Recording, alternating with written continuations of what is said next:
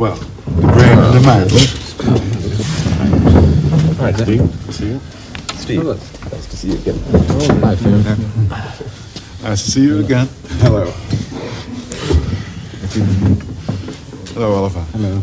I want to talk to you about Hampstead Heath sometime. I understand our nannies both took us for walks on this. Right. Says something about class background. I live right next to Hampstead Heath. Yes, know, you were raised there. I played on Queens Boulevard. The three of you are connected to Hampstead Heath. Terrible, Robert terrible. Sheldrake is living there at the moment. I live there. And Oliver Sachs and Stephen Toulmin were raised there. Yes. What kind of memories do you share? The same? Well, we'll find out. Well, it was the landscape of your dreams of. As a child, you went to Julian Huxley to ask about evolution. No, they looked at splendor in the grass and glory in the flower, right? I remember tobogganing down Parliament Hill Fields. I mean, I think the things one remembers about childhood are very often the things that almost never happened. And my two most intense memories are memories of winter, which is really quite rare in England. I remember going skating on the Bedford level when I think it must have been 36, when it was just like Holland. You had a stretch of 30 or 40 kilometers, which was solidly frozen flood water between the dikes, and you could just start skating and and put your foot over barbed wire fences from time to time, and then go on for another mile and so on. And there were people with braziers roasting chestnuts on the side of the thing, straight out of a Bruegel painting, you know. But I'm sure the reason I remember it is just because it only happened once. As you say, it's things which happen only once that you remember. Yes. There was an eclipse of the sun in 1927, which was visible in England, and that I remember vividly. It was... You were within the range of totality, were you? No. Yeah. No, it was total in Yorkshire. And That's right. Yeah, my parents went up to Yorkshire to see it. I stayed at home. you missed it too. Well, anyway, but I saw it three quarters total, and I was 3 at the time. And I suppose it may have had something to do with my being a scientist. I had an experience a couple of years ago which led me to write an essay about it, which gave me some insight. And just a funny little incident I remembered and had remembered all my life, something I used to do with my grandfather weekly in Queens, where I grew up. We would buy the New York Times, and then we'd go. He was a very nattily dressed and formal man. We'd go to some steps, and he'd lay out the newspaper, and we'd sit on the steps and have these wonderful conversations. Now, the main building in that area was the Farcels Tennis Stadium, and so I pictured, and I was sure that's where it was, that these steps were the back steps of the tennis stadium. And all my life I've told that story. Clearly I knew it to be so. I was in my old neighborhood for the first time in 30 years, a couple of years ago, and I walked down Queens Boulevard, and I suddenly realized it couldn't have been the tennis stadium, because that was a mile away, and we didn't walk that far. And then I saw this old, dilapidated, 6-story warehouse building, and there were the steps. I had transmogrified the memory onto the more heroic building in that neighborhood, and yet the memory was so clear. Now, if I had been right, it just would have been an objection. It still would have been part of me, but it's so much more a part of me that I had made this mixture. Oliver, you once wrote, in science and in the scientific life, there can be some regaining of an imaged, idyllic sort of purity and transparency of childhood. I did. Yes. It's a nice idea. I think for myself, and perhaps this is so for all of us, I think the roots of scientific wonder go back to childhood wonder. To some extent, it's a preservation of childhood wonder, where we're all a bit childish through this preservation of a sort of wonder and playfulness, and we don't have it all fixed.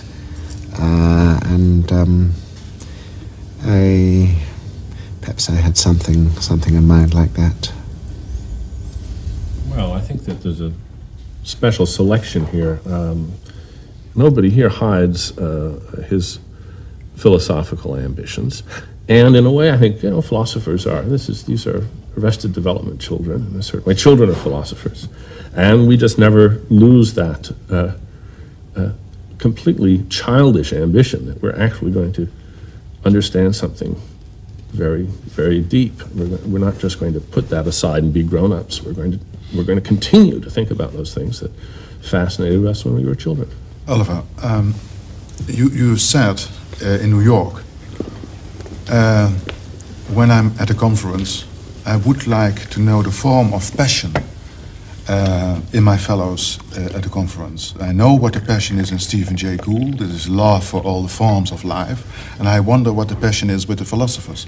Well, passion means suffering. I can't forget the original it's a romantic question, I'm sorry, but nevertheless. That's important, because you don't really get at things unless you invest that kind of devotion. That kind of devotion does entail a great deal of suffering, if only because you have to cast off other things that you'd very much like to do. If I'd had a better voice, I'd probably be singing Wotan today. If I had better bodily skills, I would have played professional baseball. Fortunately, I had skills in one of the areas that excited my interests, the other two being baseball and opera, where I didn't have skills, and that was paleontology. Ever since I saw a skeleton of Tyrannosaurus when I was 5, I found it so thrilling in that ultimate childlike sense of being absolutely overwhelmed. I once asked a psychologist friend of mine why dinosaurs are fascinating to kids. His answer was a little flip, but not inaccurate. He said, big, fierce, and extinct. I suppose that's good enough. Nothing rare about being a childhood dinosaur nut. What's rare is to stick with it. And I think the reason I stuck with dinosaurs is that when I was 10 or 11, I learned evolutionary theory, which I found thrilling because it was that wonderful mixture of science and narrative. My proposal would be that we, about childish questions, would begin with the theory of evolution, chronological, starting from the first beginning of life, and then go on. Why not the beginning of the universe? I think we might as well, if we're going to think big, we might as well Why think not really begin big. before the universe? Okay, Well, if we raise childish questions, Daddy, why is the grass green? Why is the sky blue? Why does the moon have faces? Steve can Gould. answer that. And what was there before the Big Bang? Well, if there was any before the Big Bang, I mean, this is where the parallelisms really bite. I mean, we don't know whether to say that the Big Bang was the beginning of time or whether to say it could be only one of a sequence of events in time, and that itself is a stinker. I think that's going to keep us going all day if we allow ourselves to aborde. Was that a program for the morning, the day, or a lifetime? Well, we will end at 8 finally.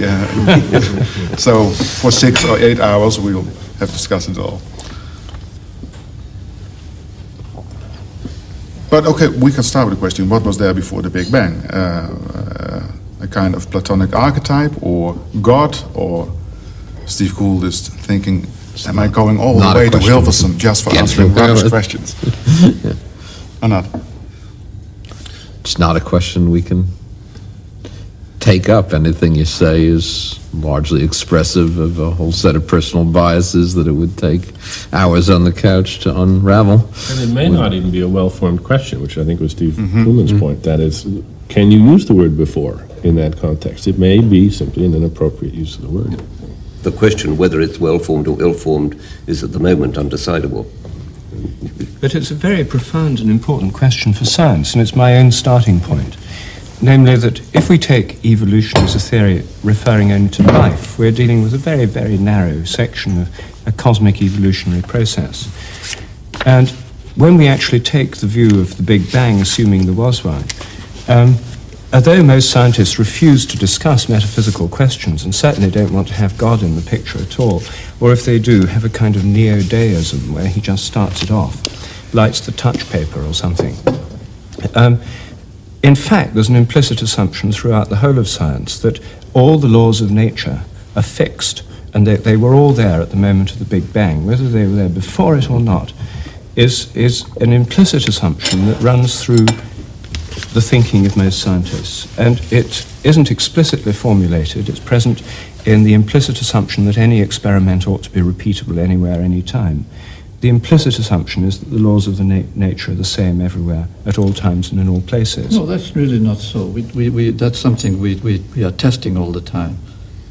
I've not met anyone testing it. Can you tell me how you're testing it? Well, by looking at these ancient objects in the sky and verifying whether their spectra follow the same laws as the ones down here. I mean, we have very direct knowledge of things that were going on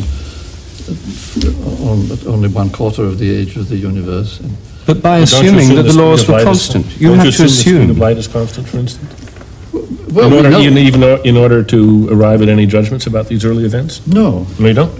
No. I mean, you have things you observe and which you can compare with things that happen nowadays. And so far, the evidence is very strong that they behave the same way. But that's by no means taken for granted. But in fact, it's one of the very interesting open questions. Mm-hmm. And there are very few really good tests, but such as there are, they've always turned out negative. For example? Well, for example, the fine structure of the lines in the quasar, which, I mean, I don't need to get into the technicalities here, but this is a very direct piece of evidence that it has when you look at the fine structure of carbon at 1/4 of the age of the universe, it turns out to look exactly the same as it does now. Well, you see, I think it's perfectly possible that the behavior of carbon hasn't changed for 3/4 of the age of the universe. But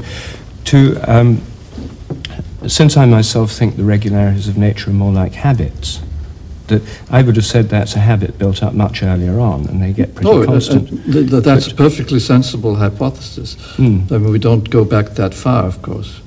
But if you're putting forward a theory where the regularities exhibited by, say, carbon atoms are really just habitual, it's a world of habit, doesn't that presuppose a sort of law of habit? Why should habits behave the same from the Big Bang to the present? Aren't you yourself actually presupposing a regularity which then you use as the basis to explain these other regularities? Yes, I'd concede that you need some law. Well, I would say there's a principle of habit in nature, but I would say it's without specific content.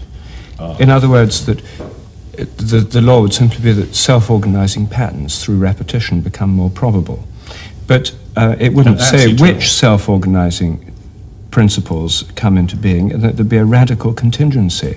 I think habit is a much deeper and more important principle in nature than we usually think. Law is the preferred metaphor in science, an extremely anthropocentric metaphor based on human laws, which in fact do evolve, of course. Habit isn't anthropocentric? No, because animals have habits. Animals don't have laws. It's only human beings that have laws. So I would say the metaphor of laws is much more intensely anthropocentric than the metaphor of habit. It's obvious dogs and cats have habits. It's obvious we have them. So we could say that at least we can broaden the spectrum of habit to include most forms of animal that we know. Habituation, which is a kind of habit formation, occurs in unicellular organisms, but laws don't. So I would say this is an intensely anthropocentric metaphor. The sun rises every day. It's pretty law-like. Not at all law-like. It's habit-like. You can see it either way. I mean, there are some people I know who... David Hume commented on that, I well remember, but... But look, Rupert, I mean, you know, if you look at this historically, the fact is that it's not anthropocentric, it's theocentric.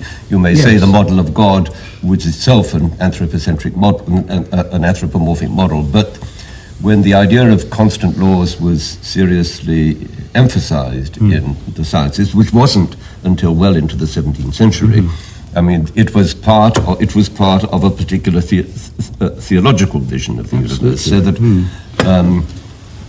I mean, what's interesting about your choice of the word, I don't know if you've ever looked up Aquinas on the subject of habitus, But I mean, there is a, I suspect that I suspect you have a more respectable intellectual ancestry than you would like to believe. I have nothing against Aquinas. I'm in favour of it. Yes, fine.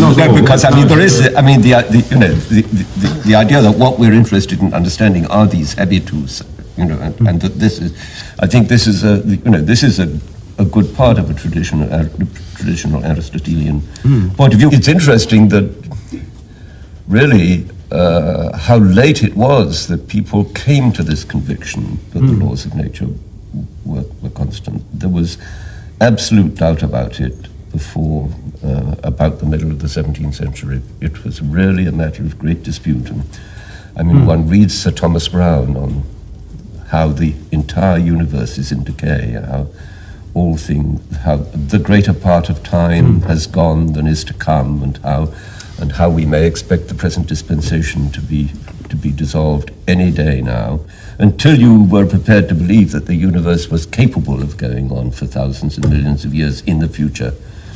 It was really, one was open to these kind of apocalyptic ideas that it was all going to fall apart because there wasn't anything like laws of nature to sustain our conviction that the thing would keep going. Or if there were laws, as in Burnett's 17th century geology and others, they were only for that short period of a few thousand years between the divine creation and the coming suspension of those laws for the end of things. Yeah.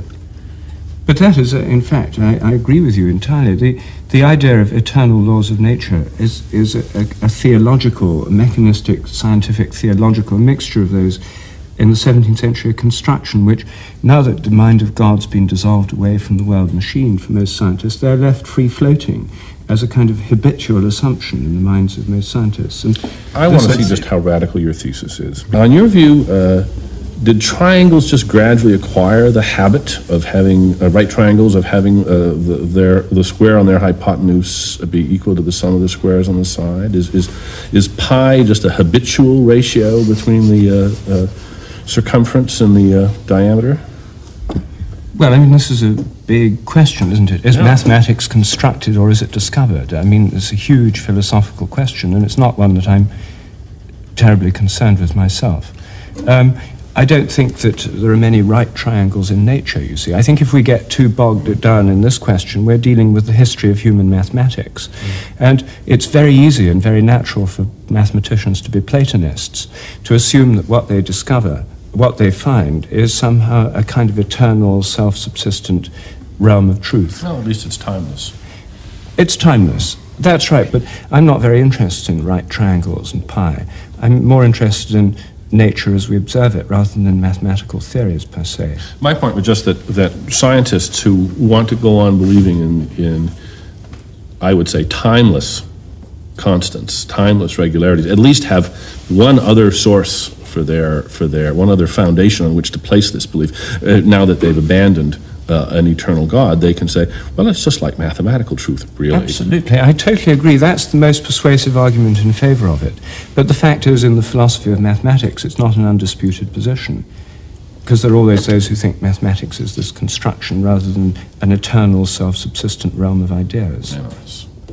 So it's an arguable point, even within the philosophy of mathematics. I don't think it's an evolving construction, I don't think. Not in your sense of evolving. Oh, I think they do. Or at least some of the ones I know do. I mean, they would say, for example, the realm of chaos and fractal mathematics is evolving right now, and it's evolved because of computers. I'm sure you'd like that point about it. You know, computers have made this kind of modeling possible. Before, you just couldn't visualize these mathematical realms. Now, in that sense, is it that we're just discovering new realms of maths that are already there, or are we inventing new realms because we've got a technology to visualize these things? I mean, this is a disputed point. I don't have a strong opinion one way or the other. I'm more inclined to the invention than the discovery view there. And what I wanted to say is that, I mean, in the hard sciences, we mostly talk about models rather than laws. And that is also true of the foundations of mathematics. If you talk to the people who are working on foundations of mathematics, they also talk about models. And it's certainly true of physics and astronomy in particular. And roughly speaking, a law is just a model that we've got used to, and that's We're habituated to. Yes, and it's not, I mean, there's no sharp distinction between models and laws, I would say, but... Listening to some of this conversation, I'm reminded of some of the tensions, say, in Jewish theology between the rabbinical God, who is a body of law, fixed and immutable, and the Kabbalistic God, who is an organism, and one who evolves. And in some sense, I think we are now talking about a change which is in the air between the vision of the universe as static and principled and the universe as an organism. Certainly for myself in adolescence, I think I moved from my first rather static, Platonic vision of the universe in the periodic table where carbon and everything was eternally so. In many Hebrew prayers end up Le'olam va'ed, forever and ever. And the wish that things should be the same forever and ever, is very, very attractive, especially after a sort of disturbed, unstable childhood. But then the feeling of contingency, and as you say, radical contingency rushed in on me. But this disposed me to look for laws of change and not changing laws. Yes, I agree. It is a big issue in Christian as well as Jewish theology, this question of the evolutionary nature of God. There's a whole school of evolutionary or process theologians who are trying to get away from the idea of God as totally fixed and have an evolutionary dimension to God within the evolutionary process. Well, we're forced into it. He was such a nasty man early in the books. I hate to believe he was still like that. Well, all gods have their shadow side. I mean, this is a feature of all theologies, isn't it? I mean, there are very few gods that are just pure and loving. They always have this negative or destructive quality. But the evolutionary view is you could say they're forced into it by an evolutionary cosmology, in the same way that in the 17th century some theologians thought that they could conceive of God as the maker of eternal laws of nature, kind of Newton's laws and that kind of thing. So theology and science interact continuously. Well, one sees this very much even in the titles of some of Paul Davies' books, God and the New Physics, and the Cosmic Blueprint, and the Mind of God. I guess there's sometimes an ironic twist because, of course, the mind of God, as conceived by Newton, was an immutable, boundless, structureless sensorium, and the whole point of the cosmic blueprint is that there's no blueprint, but the universe, so to speak, organizes or generates or creates itself from continually, though I think not in an unlaw-like manner, but you'd... Well, Paul Davies is a neo-deist. I mean, this 18th century view of that God sets all the laws of nature and starts the whole thing off. So you only need God to create it.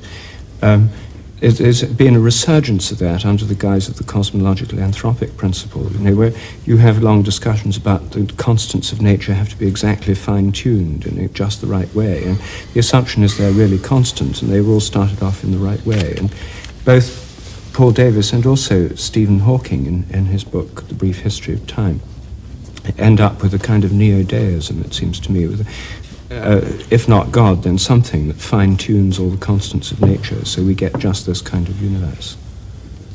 Tell us what bothers me about the direction that we're going here as a professional philosopher among people with philosophical ambitions. And that is that I sometimes get the sense that scientists, when they then become amateur philosophers, think that different rules apply. One of my philosophical colleagues, Ronnie D'Souza, reviewing a book on philosophical theology recently, described it as intellectual tennis without a net. And let's put some nets up, please. Now, this, of course, is I realize as I say these words, there's the uptight philosopher who doesn't have his own discipline, trying to impose discipline in these areas. That's a galling stereotype in which there's a lot of truth. You're right in this case. Let's discuss things we can answer.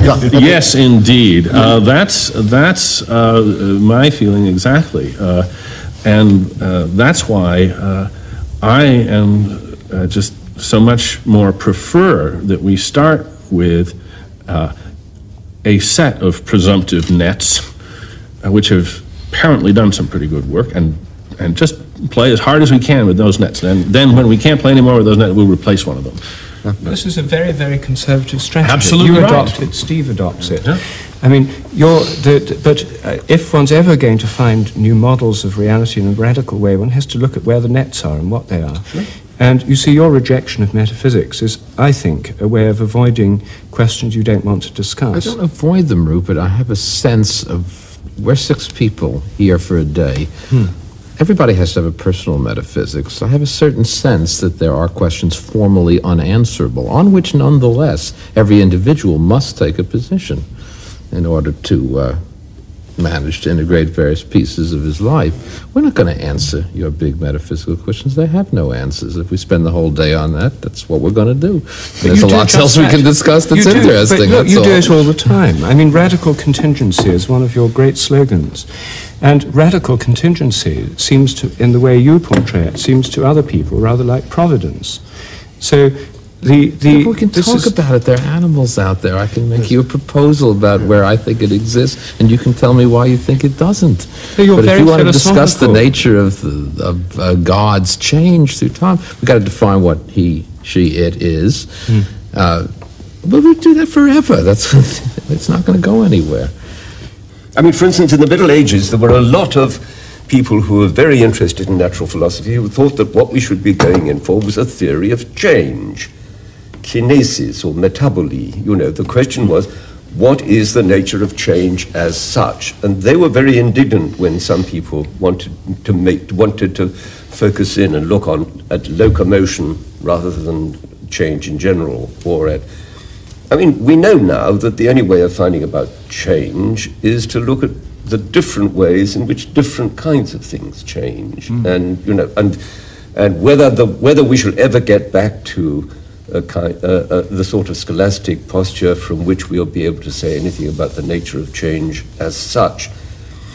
Who knows? We're not there yet. We're much better off by looking at the different ways in which different kinds of changes take place. So I do, you know, I just beg you, you know, to ask yourself whether you aren't asking us, whether you aren't asking, I mean, this, you know, there's the father who says to the child, fetch that orange from off the mantel shelf, and when the child takes it and brings it to him and says, no, that's not what the orange is no longer the orange on the mantel shelf. I mean, you know, there are all there are all these ways in which the problem can be kind of forcibly made insoluble, and I would hate it. I'm not trying to do that. No. I'm trying to set up a testable theory which is being tested. Yeah, but it has to be a theory which is not overgeneral in its initial mode of formulation, and maybe the questions you quite rightly want to have answered are going to have to be answered piecemeal by taking them one step at a time and looking at a lot of different cases and seeing whether, after we've been working at it for 200 or 300 years, we're in a position to, at last, to generalize. Does it seem to you an unfair move I'm making? Oh, yes, absolutely. It sounds just like your father in saying it's an illegitimate question. It seems to me... No, he just didn't even realize there was a question. He thought it was only him and the truth. All right. Well, no, you're not saying that then. Well, no, I think that the question of how radically evolutionary is reality is a very important question. And I think you can ask it in a variety of ways, and test it. And I think, for example, one of my predictions is that the melting points of new chemical compounds should increase for a while. When you first made them, the melting points are not physical constants. The usual assumption is that they are. You can test this theory in the realm of chemistry. Do melting points of new compounds change? The answer is they do. There's a lot of empirical evidence for it. Then chemists come along and say, well, it's got nothing to do with habits in nature. That's just because people get better at making purer compounds. which have higher melting points. Then you say, well, how do you know they're purer compounds? And they say, well, they must be purer because they've got higher melting points. So here's an empirical question one can actually get to grips with, which I am getting to grips with as one example, where these issues can be focused and asked in a scientific way. Let's have a look at common evolutionary theory for a moment. Steve Gould, you said that even today the theory of natural selection is widely misunderstood, misquoted and misapplied.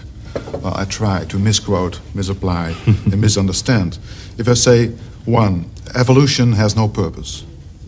2, matter is the ground of all existence. Yes? 3, evolution is not a gradual process. 4, evolution has no direction.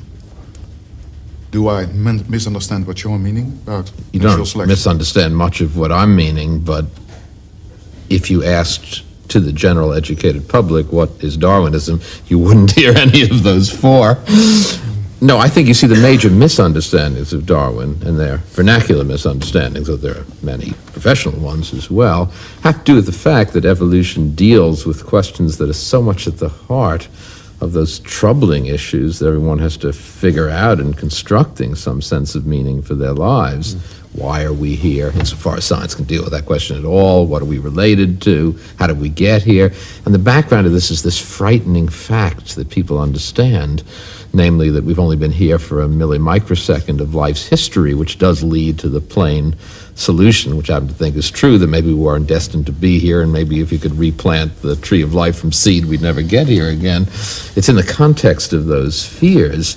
Now, these traditional psychological comforts that come out of that, or that stand against it, and which can still validate our traditional hopes of humans being on top of a heap and therefore ruling the rest of the world by right, or at least being the end product of a predictable process meant to arrive at us. We're not willing to abandon any of those notions, and so we read them back into Darwinism, even though the bare bones mechanics of Darwin's theory does not speak of them explicitly. After all, Darwin's theory in its barest bones mechanics is a theory about adaptation to changing local circumstances. That's really all it is.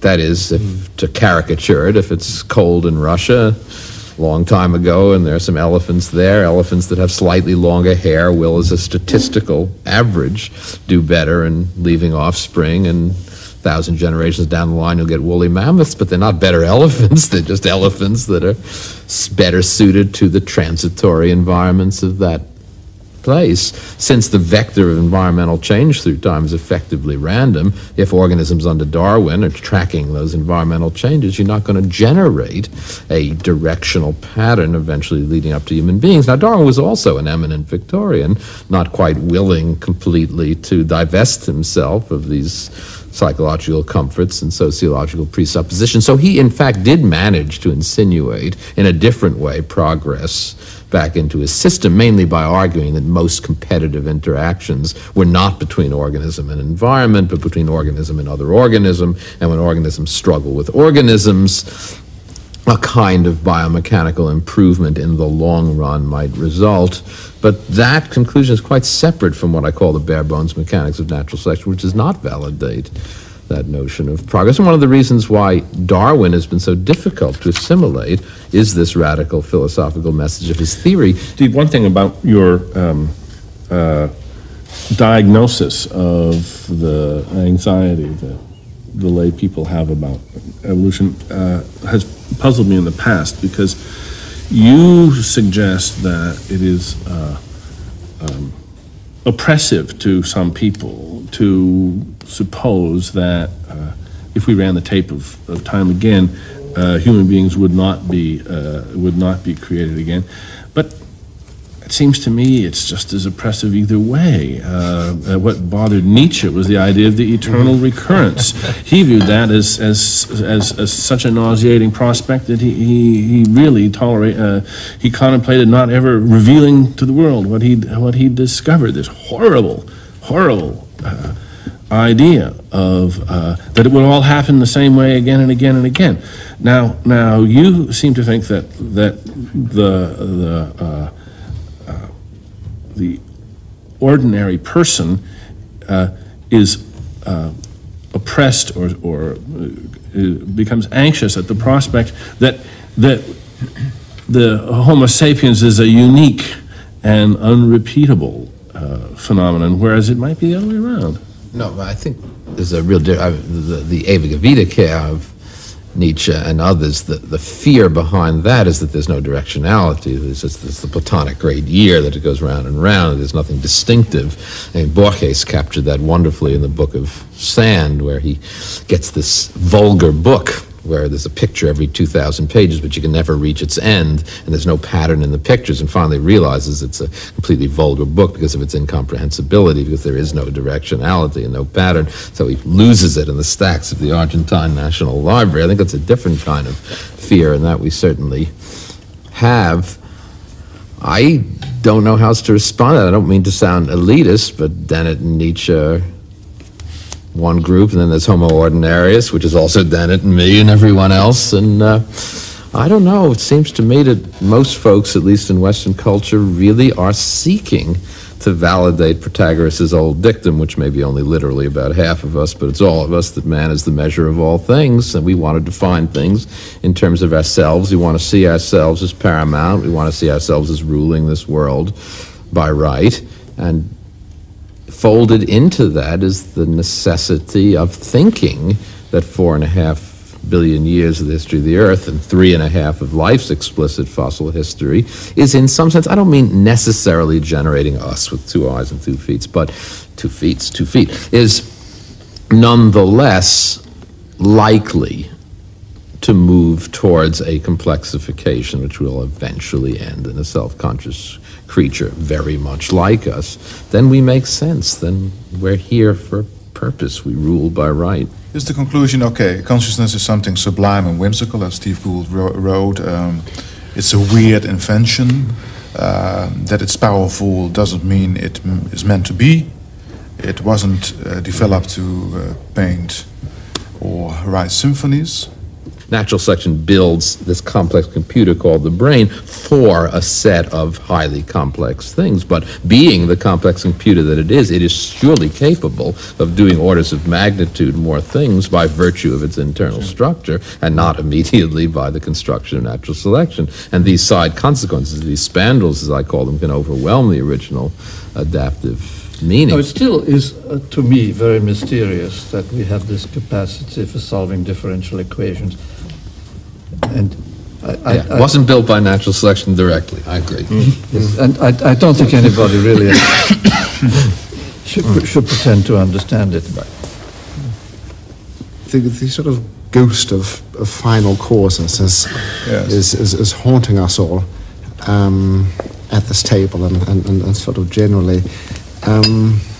But Rupert,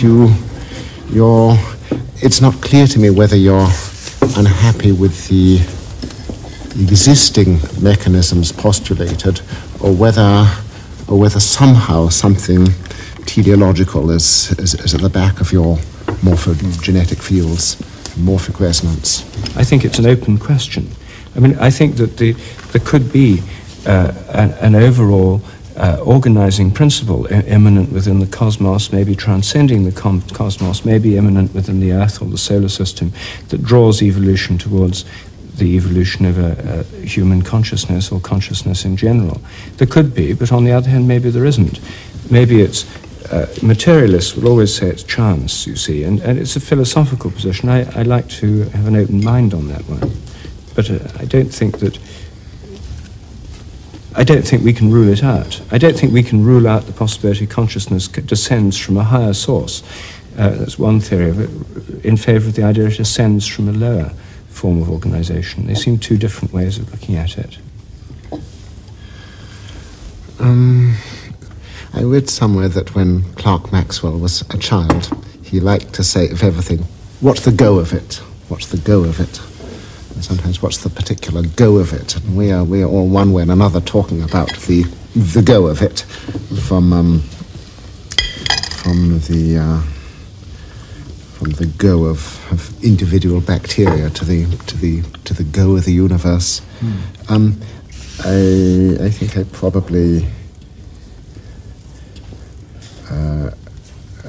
agree with with Stephen, although my emotions would like to tell me something different. But I think I probably agree that we sort of that we have arrived here by a series of chances, coincidences, concatenations. Although of course in the nature of things, perhaps the tendency is always towards greater complexity. But then not even that. But we don't know, do we? Even in the case of our own individual lives, there's a sense in which all of our lives have many elements of contingency in them. I mean, tremendous elements of contingency. It's a favourite subject of fiction. But whether or not each of us has some underlying entelechy or purpose or goal is a question that most of us couldn't even answer about ourselves, let alone the whole evolutionary process. I mean, there are many people who think that they're just responding to circumstances living in the present, and then psychoanalysts will come along and say, oh, well, actually, there's some childhood programming here that you haven't been aware of, and many of us are influenced by unconscious patterns. But that's personally contingent unconscious patterns. You can't analogize that into externally universal ones.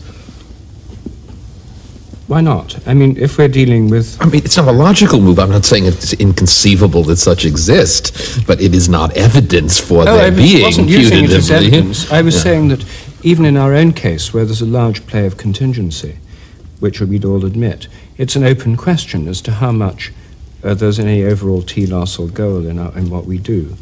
And so I would say that in the case of... to show contingency in the history of life, which you do convincingly and repeatedly, still to my mind leaves open the question as to whether it's just blind chance or whether there's anything more at work. Well, it's not just blind chance. The question is at what level predictability enters. I think there are broad-scale predictabilities. I will grant you bilateral symmetry in moving organisms. I'll grant you predator-prey ratios in functioning ecosystems. What I won't give you is the inevitability of Homo sapiens rather than some other lineage, or insects rather than opibiniids, which died, or trilobites rather than anomalocarids, which didn't make it.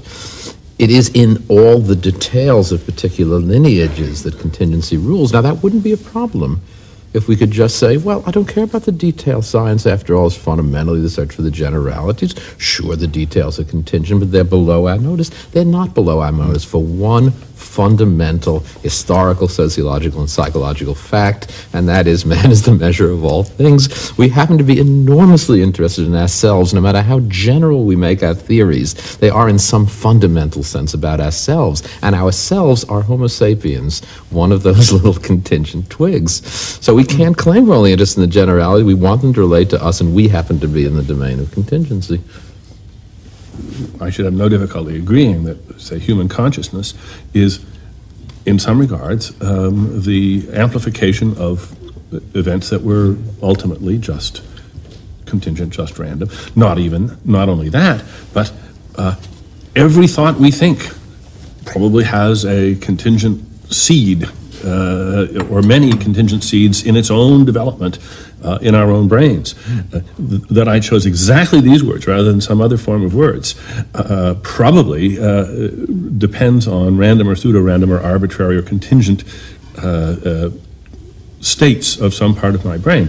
But once that process of, say, designing this very utterance begins to get rolling, then all sorts of regularities are imposed on that, because what comes out is roughly a grammatical sentence of English, never, ever a sentence of Chinese, and not usually total gibberish. But you see, one of the criticisms of your contingency view is that some people would see the working of providence as being some guiding principle in evolution which doesn't have to have a plan made up in advance, doesn't have to be designing human beings. Maybe it works rather like we do, responding to new circumstances with choices and decisions and movements in one direction rather There's than an another. obvious response to that, Rupert, which, although conventional, I think is correct operationally in this case, and that is, if in principle one can always, for any sequence, no matter how peculiar with respect to any expectations of regularity, if we can always say, but maybe it is the workings of preordained plans, being so complex that we can't possibly discern their directionality, for in the old line, God works in many ways, his wonders to perform. At that point, it's not a useful hypothesis, because one will say, no matter what the pattern is, maybe it is a preordained plan we don't know about, to which I have to say, yes, maybe it is, but since formally we'll never know, I can't work with that, and I have to therefore work without it. It is nothing that science could ever adjudicate. For example, and I think this was in fact a fine solution, Pius XII, who's not one of my heroes for other reasons, decreed in an encyclical in the 1930s that that Catholics were free to believe anything science discovered about the evolution of the human corporeal form, so long as they continued to accept that at some point God infused the soul into this sequence. I'm totally comfortable with that notion. I can't deal with souls. I don't know what they are. They're nothing we could ever know about, whether they're there or not. I'm entirely comfortable for that. In my own personal theology, there is no such concept, but it doesn't threaten anything I can do in science if some people accept that directive. The issue that we're concerned with as scientists is what we can say about the evolution of human corporeal form, and many other things indeed.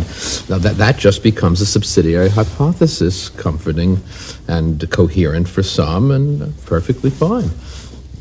But I think that's too easy a way out. I mean, it isn't that the word soul is just a theological term which is arbitrarily intruded. I mean, the question is, for instance, what does it mean to say that somebody develops a conscience? Oh, yeah. We must be able to study these things too, and yes, we can. I don't think it's the case that you can just sort of say, oh well, if you want to talk about soul, schmoll. Oh, but I wasn't meaning soul. I mean good old theological. No, but theology is a much more of a pedestrian, down to earth subject than you're allowing it to be. You're talking about it in a sort of 19th century rationalist way, that this is something we can just push aside. I don't think it's not as easy as that. But I think it's what was meant in that particular context. If by soul you mean the origins of feelings of morality and consciousness, yes, of course, that's a subject we need to address. I think you would find that there were a whole lot of things that we would regard as legitimate scientific issues that people who were of Pius XII's way of thinking would have been very uncomfortable to think about scientists going in for.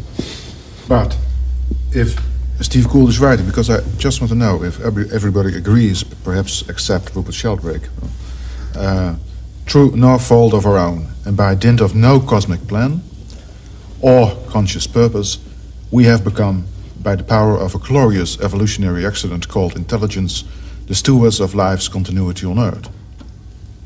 Does everybody agree? No. By dint of no cosmic plan or conscious purpose. But we're not up to stewardship yet. I mean, you've said two things, and the first thing is, are we agreed that we happen to happen? Yes. And kind of unconscious design of consciousness, so to say. I agree only up to a point with that. Well, I don't know whether the word design in any sense can be allowed. I'm afraid I rather think in tangents. For some reason, just darted into my mind a paper written in 1858, the year before, about some of the strange, complex geometrical patterns which can occur in the aura, the visual stage of a migraine. I'm partly riding a hobby horse of mine here, but these particular things came into my mind again recently, partly because there was a strange exhibit of paintings, 100 paintings of their geometrical hallucinations by people with migraine. And I showed some reproductions of these to a friend of mine who was working with neural networks and computers. And he said that when some of the parameters sort of went wrong, he saw patterns like this, and now one gets the sense that these patterns are examples of self-organization. But yet they have beautiful designs in a sort of geometrical and aesthetic sense. And some of them are like radiolaria and sea urchins, and one feels in a sense some of the problems of organic form and morphogenesis can perhaps be looked at in a sort of elegant, hallucinatory way with these. But it's incidentally an aura is never the same. There are certain sorts of designs, certain lattices, certain sort of hexagonal forms which come up again and again, but they are never exactly the same. And when you wrote of the Berger shale and of life, if it were rewound, taking a different form, I partly get this feeling in the few minutes of a migraine aura. Each time it is improvised differently. You never see the same aura. And but this, and I think I probably got off on a tangent, but somehow, I think the most difficult thing is to get rid of the notion of design somehow. I'm afraid I have another irrelevance, and then I'll shut up. Once when I was driving down into Baja California in Mexico, there were many beautiful cactus gardens by the road, and one of them was particularly enchanting. I got out with a friend, a zoologist, and this was an immense garden. And the range, the ingenuity, the beauty was quite extraordinary, and we were amazed at the brilliance of the gardener, and who could have made such a huge, various garden. And then we came over the brow of the hill, and we saw that it was nature, and I'd mistaken nature for a garden. I don't know what that may say about design or telos or aesthetics or anything else. I want to go back to your citation of Steve Gould's point about our just happening to be here. No fault of our own. No fault of our own. By dint of no cosmic plan or conscious purpose. If we change the last two phrases a little bit, I'd accept it. But I think one of the things that's very important about human beings, which tends to get lost in this discussion, is one thing that does make us unique as a species is that for the last 5,000 or 10,000 years, we have been, to a large degree, the beneficiaries of conscious planning by our parents and their parents and the cultures in which we resided. We today are actively concerning ourselves with what the world is going to be like and what people are going to be like in the future. We have strong beliefs about this, we have traditions, and they are not impotent. They play a role in what humanity, what Homo sapiens is going to be like 1,000 years from now, if it survives. And if 1,000 years from now, some Homo sapiens were to sit around a table and say, we are not in any sense the product of any planning, they'd be wrong, because cultural transmission is one of the features of cultural transmission, which is really, with very modest exceptions, only a feature of our species. That's its discordance from the natural process that's come up to now. Yes, that's right. I mean, we've created a new medium of design. That's why I hate calling it cultural evolution, because I want to emphasize the differences. Well, but it's both. It's both a continuation and it's a radical. There's also some radical discontinuities. In some regards, it is simply another medium of evolution, very fast, and with now some real helping hands, some real foresight, some real planning. But of course, myopic foresight, myopic planning, and a good measure of noise amplification, a good measure of irrational or irrational selection. Nevertheless, there's two features that natural biological lineage doesn't have. One is Lamarckian inheritance. We teach our children what we learn, and the other is the anastomosis of lineages. Once a species is separate, it's separate forever. Our lineages, and that both of those enormously accelerate the process and make it plannable. Of course, that's right. Yeah. But then you also agree, though, that a large contribution from that very process is to what we are. I mean, if somebody asks, well, what is a human being really? Is a human being just the genetic foundations? No, the cultural contributions are immense. Yeah, biological evolution made that, but Yeah, it is yeah. this other process that has introduced the self-planning into it.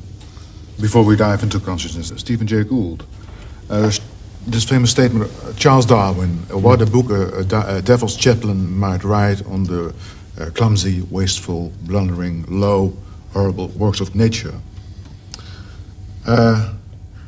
Do we define nature as unconscious and non-moral, and our own species as conscious and moral? Can we make this distinction? Then we know where we are. Well, Darwin wrote that. You have to understand the context of that letter. He wrote it in 1855 to Hooker. Joseph Hooker, and it was, I think it was a sardonic and sarcastic comment, and I think Darwin had a very definite solution in mind. He points out that if one were to try and extract moral messages from nature, and rather than reading Paley, Natural Theology of 1802, which had been Darwin's great textbook as a young man, Paley goes through all the wonderful designs and harmonious ecosystems of nature, thereby telling us that we can not only infer God's existence, but also his benevolence, his goodness, his omniscience. Darwin says, but if you really look at nature, there's so much out there that is ugly. And the examples he chooses are interesting. He chooses two. He says, I do not see how a loving God could create the ichneumonids with the express intention of their feeding within the living bodies of caterpillars, the reference being to these wasps, hundreds of species of them, that inject their eggs into the paralyzed living bodies of caterpillars. The eggs hatch, and the juvenile wasp larvae eat the caterpillar still alive, but very carefully, because they don't want to kill it and cause it to decay, saving the heart and nervous system for last.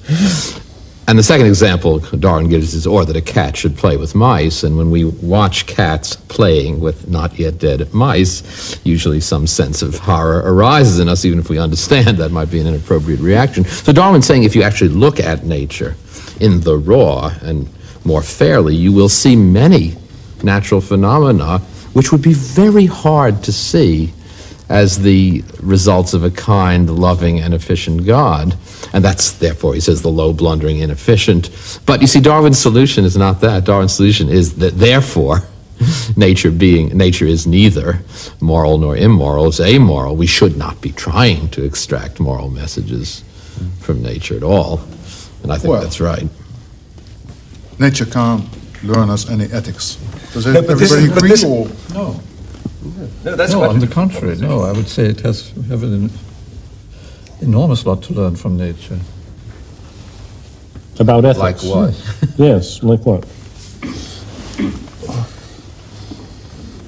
Well,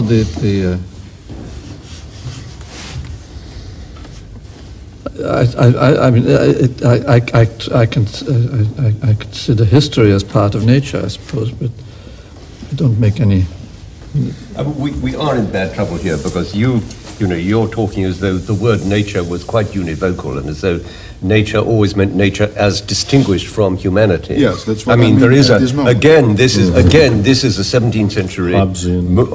a 17th century move, and which we've spent much of the 20th century digging ourselves out from under. I mean, certainly before 1600 and certainly since 1950, it's unforgivable to use the word nature as though humanity were not part of nature. So that, I mean, if you, that being so, I mean, there's a sense in which everything, including even the human reason, as Aquinas thought, is itself, in an important sense, natural. And all of these were things that Aquinas talks about under the heading of ratio naturalis. So that I think we have to be careful to avoid insisting on asking questions which arose with the kind of force they did only because of the 17th century mistakes which lasted on into the early 20th century, which we are now in a position, thank God, to get away from. But at the moment I ask, for instance, Oliver or Dan, is nature non-moral, not amoral, non-moral? Which nature? The nature that includes humanity or the nature that excludes humanity? Nature that excludes humanity. And that is what I meant, except for the humans. I think Hobbes had it just about right, and that is that the state of nature, meaning excluding human civilization, is a world in which there is neither right or wrong, and so there is really no morality there at all. The cheetah catches the antelope, and the various blood-curdling things happen in that natural world, but there isn't any morality at all. That morality is a human either creation or discovery. I think it's actually legitimate to look at trees as an instance of the tragedy of the commons, saying, look, if only those trees could have gotten together and agreed not to compete with each other for the sunlight, then they wouldn't have had to waste all those resources in growing those great big tall trunks. I mean, the formal properties of the tragedy of the common are right there in the forest, and we can, on the one hand, from our anthropocentric point of view, we can be very grateful that those forests are there, but from the tree's point of view, it's a terrible waste. Yes, when you talk about humans and other species, then you said that if you say that humans have, for instance, souls, the other species have not. You said there isn't such a sharp edge. If we're talking about... Yes, I think that one of the artifacts of our culture is the idea that consciousness is a light which is either on or off, and that the universe is sundered into the things that it's like something to be and the things that it isn't like something to be. I think that's a big mistake. I think there's all sorts of gradations. But that means that there really are gradations, and that one should be very cautious about supposing that the questions that are properly asked about, say, our sort of consciousness, which is the one we know the most about because we talk about it, and it's us, supposing that we can meaningfully ask the same questions about the consciousness of the bat or the dolphin or the spider, that's a very risky extrapolation. I think one does have the feeling of extreme divisions, for example, between the plant and the animal world. A few days ago, I was driving around in upstate New York, and it was very beautiful fall weather, and I was conscious of trees and meadows. I didn't realize that I hadn't seen an animal, I mean a macroscopic animal, until after about an hour I caught sight of a cow, and suddenly its animation seemed a thing of extreme wonder to me. I had the feeling of it sampling the environment, of sensory sheets lighting up, and an incredible thing, a cow. It was, nothing like it in the vegetable world, and it seems to me as a start that there's been a sort of dichotomy between the paths of vegetables and animals, and perhaps many other dichotomies sort of within. I can't get the same feeling about insects as I have, say, from mammals. I think there is something radically different about the sort of, or deeply different about the sort of nervous system and mind and the way they've gone. I'm not sure about octopuses. See, I think it's pure aesthetics, and I think people who try and construct moral arguments for vegetarianism, for example, will just never succeed. Carrots are as highly evolved as a lot of things we eat, but I respect the aesthetic argument. You look into the eye of a mammal, and because the genealogical relationship is close enough, and there are homologously shared emotional reactions, we see enough of ourselves in the cow. There are many vegetarians who will eat fish, but not so-called red meat, and I think it's very much the same point. We look in the eye of a fish we don't see, because I don't think there's as much homologously shared. From an evolutionary point of view, arthropods are wondrous in their complexity, and many of the groups of arthropods are far later evolved than fishes, so I don't know that one can make that distinction.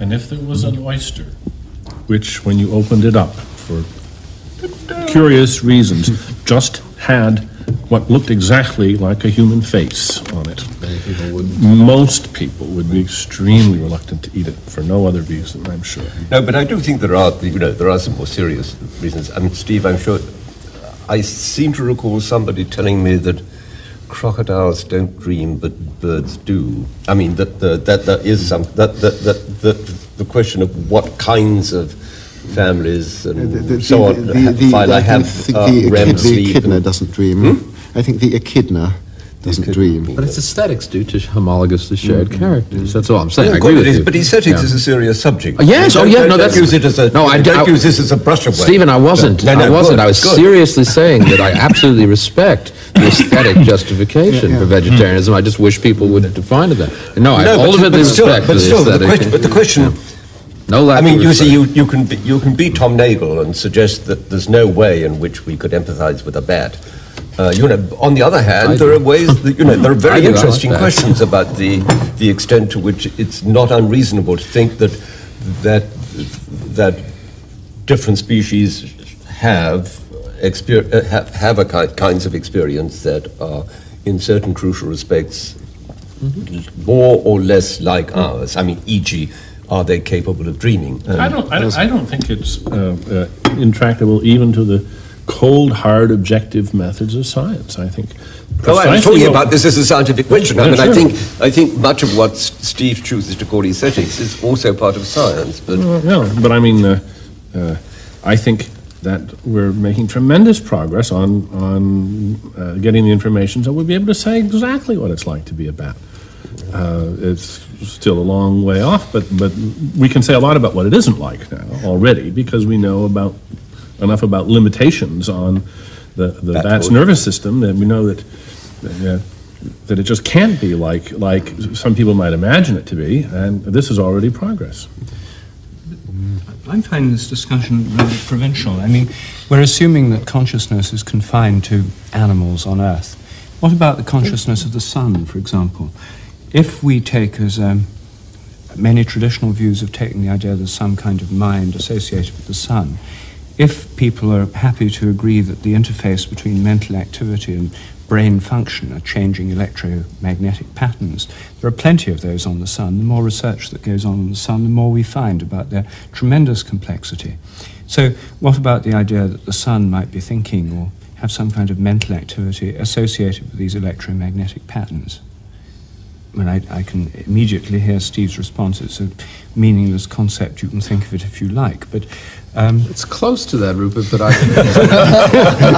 I would make you the challenge the moment you can propose to me some way where we might have the sun talk to us and know about its consciousness. Then I'm willing to take it up as a subject. Before then, frankly, I'm not. I'd put it stronger. If you can give us any reason to think that there's a raison d'etre to the sun's consciousness. I mean, the reason we're conscious is that we are the evolved products that had to fend for ourselves. I mean, if you go back to what Oliver said about the division between plants and animals, basically that's a division, I think, between a very sort of conservative strategy, which is sort of hunker down and put your hands over your head and hope for the best, which is the plant strategy, and then there's the sort of guerrilla warfare strategy of the animals that become locomotory, and then they develop distal perception systems. No use having eyes if you don't have feet, or something like it. Trees with eyes would just be in despair because they couldn't run away when they saw danger coming. So if you can give us a reason for thinking that the sun has some use for its mind, then I think we can take it seriously that it might have one. Otherwise, it seems to me to be just an idle fantasy. Well, the thing is that in order to pursue this fantasy, you see, it rather goes back over ground we've already covered. Is there some guiding principle in the evolution of life on Earth? Well, maybe if the sun has a mind, it's, as it were, the brain of the whole solar system, not just of the Earth. And that if one looks for a guiding intelligence, then I would look for the guiding intelligence first in the sun and the whole solar system, rather than leaping straight to Paley's view of a mechanical God. And then there's the galaxy. The entire galaxy, the sun's like a cell in the entire galaxy. And we don't know what the mind of the galaxy might be like. I mean, its thoughts would be vaster than empires and more slow, considering the speed of light and how big it is. But these are possibilities that one can speculate about. But since it's all speculation anyway, it seems to me they may be very relevant to this whole question of the evolutionary process. So that may be something. You asked what the sun could be doing. Yes, there's a philosophical distinction which I'm not always happy to invoke, but it seems to me to be appropriate here, between rule-following behavior and rule-described behavior. And the standard example that philosophers use, they say, look, the planets, as it were, obey the laws of planetary motion, but they don't do this by, as it were, following them. They don't have to calculate what the law prescribes for them to do and then do it. They can't make mistakes. Yeah, that's right. So there's really no sense in, I mean, planets don't need a mind in order to figure out how to stay in their orbits, and it doesn't seem to me that the solar system needs a mind in order to maintain its regularities, whether they're habits or those eternal. regularities, you see. I mean, the regularities of the planet's orbits, that's not what I was thinking of. I was thinking of the details of evolution on Earth or of evolution on Mars, Jupiter, or any other planet. The very precise questions we were talking about now. We know that sunspot cycles affect cycles of events on Earth and so on. So here's a very crude example everyone could agree on, but I think it may go much further than that. I wonder whether one needs to bring in some new words, like, for example, spontaneity in relation to organisms. Now, this was specifically done by Harvey, a rather fascinating book which he wrote in the same year as he wrote The Circulation of the Blood. It was a book on animal motion.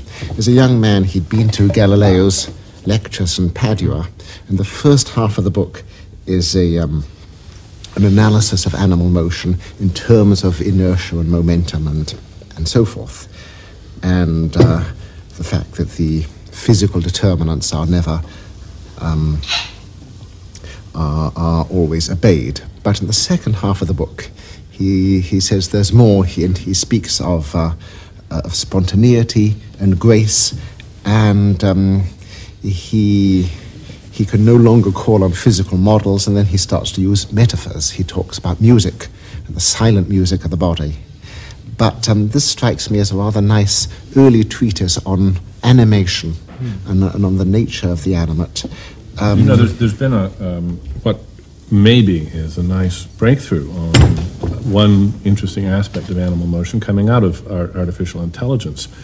In a most improbable research program, a young artificial intelligence researcher, a roboticist named Mark Reber, decided to solve the running robot problem. And his bizarre first idea was he was going to make a one-legged, let's just start simple, make a one-legged running robot. And so what he made was basically a robot pogo stick. And it actually works. There's no knee, there's no ankle, it's just a pogo stick, but the thing hops away quite handsomely, and it keeps maintaining its balance, and that's what the software does. Then he thought, well, I've solved the one-legged robot problem. How about the two-legged robot problem? So he simply took two of these contraptions and put them together, and now he said, well, I've got a software problem. Now, I know how to control a one-legged robot. How do I control a two-legged robot? And he realized, this was his real breakthrough, he had actually already solved the problem. He simply had this robot, as it were, make the same calculations it was making in its one-legged form, but now with a virtual leg, as it were, an imaginary leg, which was in between the two. And then, of course, it had to keep making corrections because its real legs weren't where its imaginary leg was, so that it had to keep...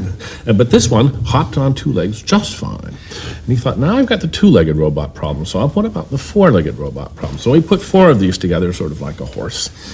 And now the question was, should he put the virtual legs between the two front legs? He's going to have two virtual legs now, between the two front legs and the two back legs, between the left legs and the right legs, or should he do them crisscross? And he didn't know. He said, I'll try it all three ways. And he tried it, and what he got was walk, trot, and canter. Now, before he did that, I would guess that most people who thought about the complexities of walk, trot, and canter would say, that's a problem that's just, forget about it. It's beyond robotics. It's just much too complicated to have any sense of what the control structure in the horse's brain might be that could tip it into these three different gates with a little nudge. And now, maybe Reber doesn't have the answer, but I'll bet he's got a part of it because it fell out so naturally from this program. I want to sort of say both. I think that the transition from walk to trot to canter can be modelled relatively simply. But having said that, I think that walking and animal motion is not just an alternation of limbs. I think the opening sentence in Leviathan is something like life is a motion of limbs, isn't it? Something like that.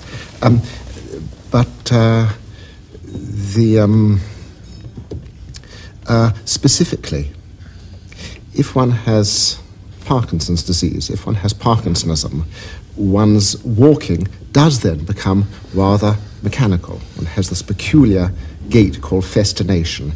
Typically, when people have this, they use the passive tense. They say, I am walked. I had one patient, a former music teacher who became Parkinsonian, and she said that she felt her gait had become robotic as she became Parkinsonian. She said she had become demusiced or unmusiced, and that she needed to be remusiced, which she could be by listening to music or imagining music to walk normally again. And whether these considerations of rhythm and kinetic melody can be reducible to Galilean or robotic terms, or whether some quite other sort of organization is needed, I don't know. But I think that some of the problems of living organization come up even at this level of locomotion, and you don't yet have to sort of move to consciousness. Daniel Dennett, you said, I think that a robot could definitely be conscious in exactly metaphorically the same way as we are. Mm-hmm. We are a sort of robot. We are organic robots created by a research and development process called natural selection, and also, of course, by a learning process in our own lifetimes. I think it would be more expensive than going to the moon, but yes, we could do it in principle. And one of the reasons you won't do it is that you would have to give a robot without consciousness human rights. Of course. Of course. At the same time, Oliver, quoting you out of all your books, well, why are you laughing? Of course you have to give them civil rights. Is saying mechanical models break down hopelessly before the sheer creativity of the brain. The mechanistic model and the other model of the brain. But look, the mechanistic model is not, again, univocal. I mean, the question, what we call, what we can conceive of as conceivable mechanistic models covers an enormous, take the point that Dan made earlier about the difference between plants and animals. For a long time, our philosophical colleagues were arguing about the conceivability of a thinking machine, or a machine having feelings and so on. All the time they took it for granted that computers had to be anchored down to the floor. Now, a computer anchored down to the floor is like a plant. There are all kinds of skills which A, are useless to it, and B, we wouldn't know whether to say that they had it or not. If you had a computer which was able to drive itself around, and we came into the lab one day and found a message on the table saying "gone fishing," then we could, then our attitude towards the computer would change very much, and we might. If it said "gone to the baseball game," then even Steve might be. I'd probably take 2 seats or something. No, I'm sure what Dan was saying was that down the road somewhere we shall get to the point at which we shall know how to specify what a computer would have to be able to do in order for us to be able to say it's lost consciousness, for instance, or it's recovered consciousness, or whatever it is. And that doesn't seem to me to be a very outrageous thing to say. Mechanism. You said before, he's just going, about Dan, he's just going to keep people in the business of trying to reconcile our everyday understanding with an out-of-date view on physics. Well, to the extent that that's an interesting screwball. Yes. This was again said in another context. What I was wanting to get at is the sense I have that Oliver and Dan were not contradicting one another. That what Oliver was underlining was the fact that the sorts of computer modeling we have available to us in detail at the moment aren't yet within several miles of being able to do what Dan says one of these days we would be able to do if we were prepared to spend real billions on it. I'm not sure that I am saying or thinking that, but I think that terms like mechanism and mechanical and computer and computational have to be sort of, maybe redefined. And perhaps long before we get to consciousness, maybe one needs to talk about emotion and feelings. For example, when J.Z. Young gave his lectures, which were later published as A Model of the Brain, which was based on his work with octopuses. On the one hand, he has circuit diagrams and feedback and talks about the brain as a computer, but then he's too much of a biophile and too much not to feel the. He talks about the movement and motive and emotion in an octopus, and therefore and says one must that the octopus is an exploratory computer. Now, is the word exploratory in a radically different domain from computer? Is this a zeugma? Is one muddling the whole thing? Does one first need to say, what is exploration? What does it mean to be in the world and sample the world and construct a world and adapt to the world? I think there's a danger in bringing in a sort of a mechanical model, whether it's Leibniz's mill, his mill of perceptions, which would grind perceptions or computers. I think there's a danger of bringing in our latest sort of technological device too early. Well, this is just it. The concept of, the term mechanical, the term mechanism, and the term computer have connotations which are actually much narrower but also more powerful than technically the terms ought to have. When we think of a computer, we think, as Stephen says, of a boxy thing sitting on the floor, or else a boxy thing sitting on your desk. But we don't really think of a leaping, galloping robot type device. Perhaps one shouldn't. And when one thinks of mechanism, if I say, we already have a good mechanical theory of fire, one may suddenly startle and mechanical, but in the relevant sense, yes, the theory we have of fire is mechanical.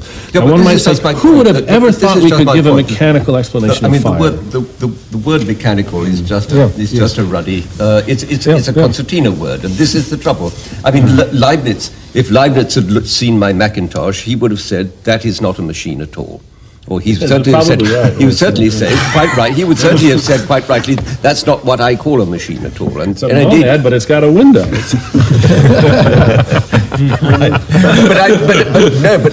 But the point I'm making being, of course, that everybody who was doing 17th century mathematical mechanics was doing this subject to some very constricting presuppositions, which have gradually been eroded with the progress of physics. Just still responding to the way in which the question was initially posed, because I think if all you ask is, does it make sense to talk of producing a machine or a computer which is capable of manifesting consciousness?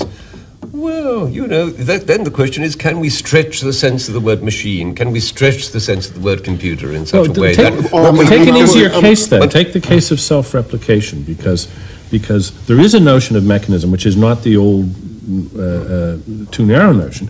There is a notion of mechanism in which at least orthodoxy today would say they've got a pretty good handle on the machinery of reproduction, on the machinery of DNA and RNA and so forth. There's still lots of things to be done, but enough so that they, with some exceptions, but by and large, they don't suppose that they're going to have to switch to some sort of field theory in order to explain heritability. And of course, if we look at von Neumann, we see that one of his other great insights was his paper on self-replicating machines.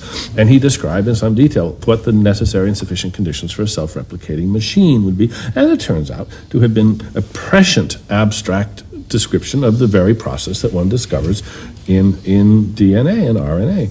Now there's an enlarged and I think up to the minute version of mechanism. What I'm claiming But you really prefer the word machine to the word process. I mean, I noticed you used the word process just now, which maybe that's a stylistic foible that I should try to stifle in myself, because I don't mind driving home the point that my claim, for better or for worse, is that we don't have to have any more revolutionary science than we have already for explaining replication in order to explain consciousness. That is the biology and the micro biology and the organic chemistry that will explain growth and self-repair and replication will also explain perception and memory and learning and intelligence. Why you have to keep using the word machine? It's so anthropocentric. Only people make machines. I mean, why can't? Why do we have to It's one of the reasons is the computer metaphor is not only a metaphor, that it eliminates the middleman. No, I think that's it's more than a metaphor, as the heart is a pump, or the brain is a telephone switchboard. Is that what you are? Well, I just want to disagree with Rupert that the only machines are man-made. I think that the right way to think of biology is as a sort of reverse engineering, learning about all these amazing artifacts that have been created by this long process of design and redesign, and that really all of biology is, as a science, much more closely related to engineering than it is, say, to physics, and that it is reverse engineering. It is always asking why question. Why is this piece like this? Why isn't it like this instead? How does this thing work? And so I would want to take the benefits and accept the costs of saying that organisms are machines. Well, it's a very conventional view to take, of course. Most biologists would agree. It's very curious the way that, in many ways, physics has moved on beyond narrowly mechanical views, and biology's got more into them. Mm-hmm. And it's a very curious paradox that biology's got into this very deep into this mechanistic mire, I think of it as thinking in these rather unhelpful mechanical metaphors. They're helpful up to a point, but I think it's good to remember they're only models, and they're limited models, and that we may find out things more, we may get more illuminating views of things without forcing everything into this model. Yeah. I mean, of course you can, if you want, expand the word machine until it means the same as organism.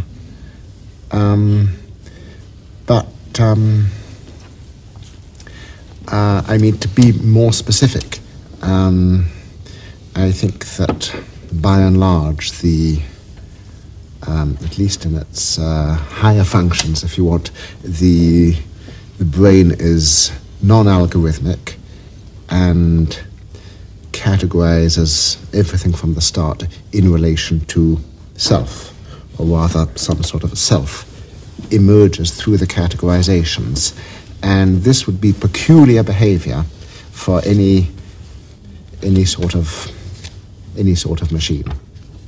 Well, most computers are non-algorithmic at some level. Your standard chess-playing computer is non-algorithmic, doesn't have an algorithm for checkmate. It takes chances. It's a heuristic program.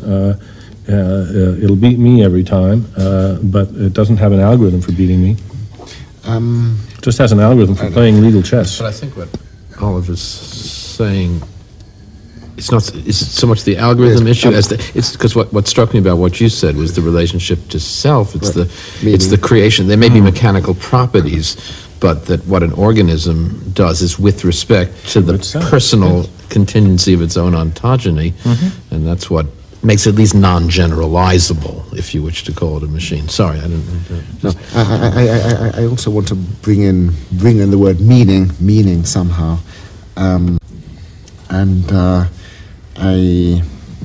it may be that a number of performances which are felt as meaningful, like for example playing chess, can be simulated using a set of rules or some other heuristic device which is not meaningful. But that a computer can beat a grandmaster at chess doesn't mean it's working the same way. Certainly. And my feeling would be that they're working entirely different ways. Now that's a rather complex example, but I think we need to think about some of the differences. One of the things about the Cartesian view of rationality is that rationality becomes almost entirely computational, and this is one of the reasons why people are unhappy, I think, to talk about computers having all these emotions and the rest, because this involves the philosophical error of thinking that having an emotion is just having a mastery of a certain kind of computation, and which we don't want to be the case. And therefore, the interesting thing about the problem of what would it be to design a robot which could really behave in a way which ensured its own survival in a hostile environment is that you would have to give it all kinds of You'd have to give it emotions. You'd have to give it and you'd fear and despair. And you'd have to make it a reason. And you can, yes. In fact, I've been working on a project to describe the specifications of an emotional robot. There's several people in artificial intelligence who've been working on this. And in fact, I'll go even further. I have an imagined thought experiment of creating an emotional word processor. Now you ask yourself, how in the world could you ever make an emotional word processor? First of all, you would have to deliberately degrade its performance in ways that would make it barely suitable unless very, very carefully operated for human use. What makes word processors nice now is that they just obviously don't care. You can't overload them. You can't put them near their limits. So I imagine a word processor which, say, lives on keystrokes. If it doesn't get keystrokes, it's going to die. You just build it this way. And it has memory limitations and so forth that mean that there are certain states of affairs in its world which are threatening to it. And I want to make this quite real. People are going to throw these away if they don't work anymore. So it's, as it were, in its interest to survive that it find a way of living in this world. And well, I'll try to cut all the details short and say I imagine it would be possible to create such a word processor and give it. I'm not going to let it talk, by the way. I'm not going to let it communicate verbally with its users. You can't say use me. No, but it can maybe flash the screen or make a little beep or something like that. It's going to have some ways of reacting. Give it to two groups of users, or give it to users, and I think you ought to be able to tune it so that there's basically two ways that users will treat these things. One is considerate. They will come to appreciate the needs of this thing and to treat it well, and they'll get rewarded for this. The other way is to sort of beat the tar out of it, the way some people treat their horses or their children. And this will be, in effect, a word processor always on the edge of despair, always on the edge of death, but making a living. And I would predict that if you did this right, that if one of the nasty users then came and used the word processor of one of those who was considerate to his word processor, this would very much upset this person. Saying, you mustn't treat it that way. This is unconscionable. Can't you see that this is an improper, this is an abuse of this system? Now, this of course is just a thought experiment at this point, but I think that the sympathies and the reactions that are so important to us when we think of emotions would be evocable, and not as an illusion. I think that it would actually be getting at something which is fundamental to emotion, that emotional reactions in us would be evoked when we saw the circumstances that these systems were put in. For musical instruments and many things. The point is, would the word processes notice and behave differently? Well, certainly musicians would cringe to see a violin, say, being abused, or a piano being abused. But I'm supposing that there's really a different dimension, because there's interaction of a different sort in these cases. Because I'm supposing that these devices are homeostatic. That is, they have ways of adjusting their own behavior in order to protect themselves from the things that can hurt them in their environment.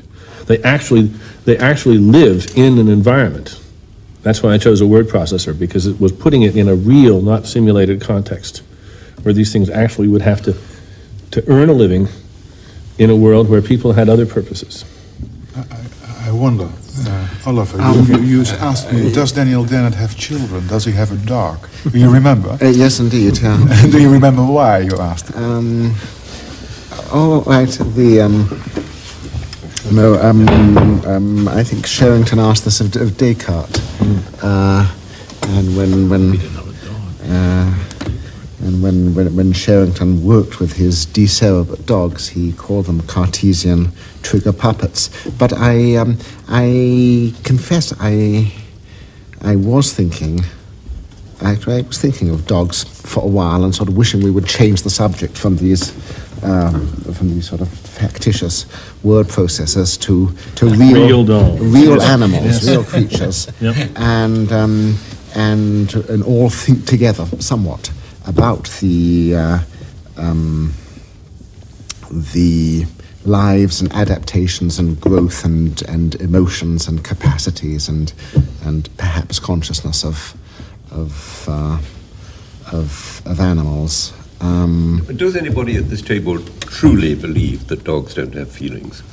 I mean, as opposed to have theoretical reasons for feeling that they have to say dogs don't have feelings. I mean, Feelings, certainly they feel pain, they can feel discomfort of all sorts. But of course, feelings, unfortunately, in English if you ask whether you can hurt a dog's feelings, or can a dog? I'm not so sure about that as I am that you can hurt a dog. Would you think that dogs don't experience joy, shame, curiosity, and the basic sort of 7-odd repertory of emotions that people working on the psychology of the emotions argue are in some way or other?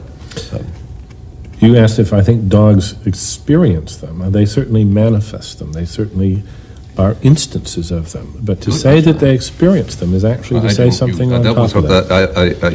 I mean, if you're going to use the word experience in a sophisticated way, so that only one who can speak about what he is experiencing can be said to have the experience to experience. No.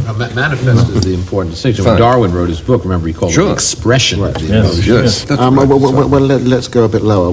What about what it is like to be a herring? To be a herring. Living or dead. Without past feeling. Instantly, one is curious how one has to make these categorical judgments. At first, I looked at this and I thought it was some hideous, shining, slimy, sort of putrefied meat. And then I saw it was a fresh herring, which I adore, and I immediately changed from revulsion to horror and bewilderment. It's some strange joke being played on us by television.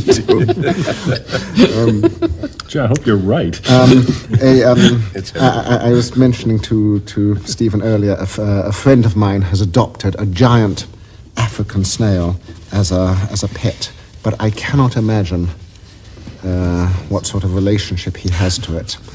And yet it has eyes. Well, yes. You can imagine, I think. Yes, but malacologists have a tendency to dislike ashitinids, the giant African snails. They're some of the world's most horrid agricultural pests and have been responsible mainly through misguided attempts to control them for the extinction of hundreds of indigenous land snails throughout the world. So we don't like those particular ones. But what about its homologies in terms of emotion and...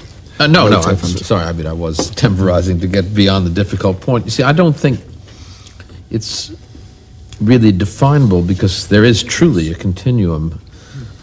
It is indeed the homology of that perceived similar expression that draws us to mammals. And I think where we stop along, now it's not the latter, which doesn't exist, it's where we stop along the genealogical connectivity.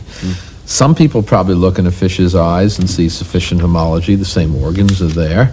I don't, and people probably differ on that. We view all sorts of animals whose actual activities may be quite unpleasant in our terms because they have short faces and big eyes and evoke the features of babyhood that are appealing to us. I think it's fundamentally aesthetic, based on both evolutionary distance and certain features of our evolved biology. And that also gets into the question of consciousness, which to me is a very troubling one that we're just on the verge of. Because to me it's largely semantic. I don't know how else to...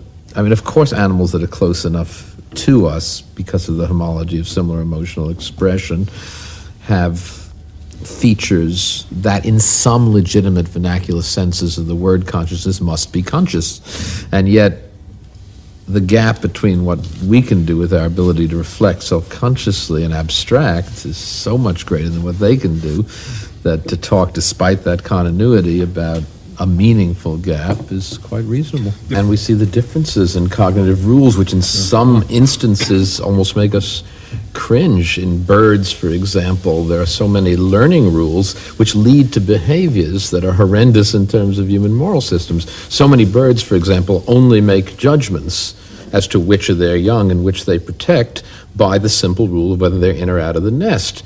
If you take the youngster and put it outside the nest and it horrendously shrieks and appeals, or so we read it, the mother ignores it and it dies.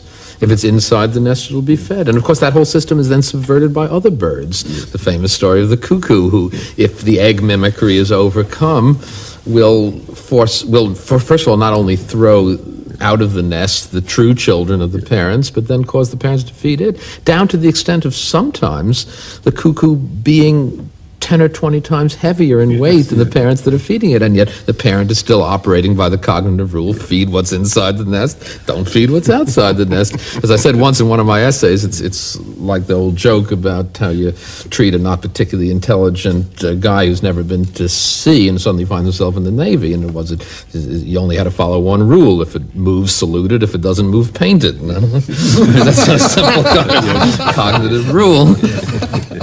It's just a different mental system that they're following.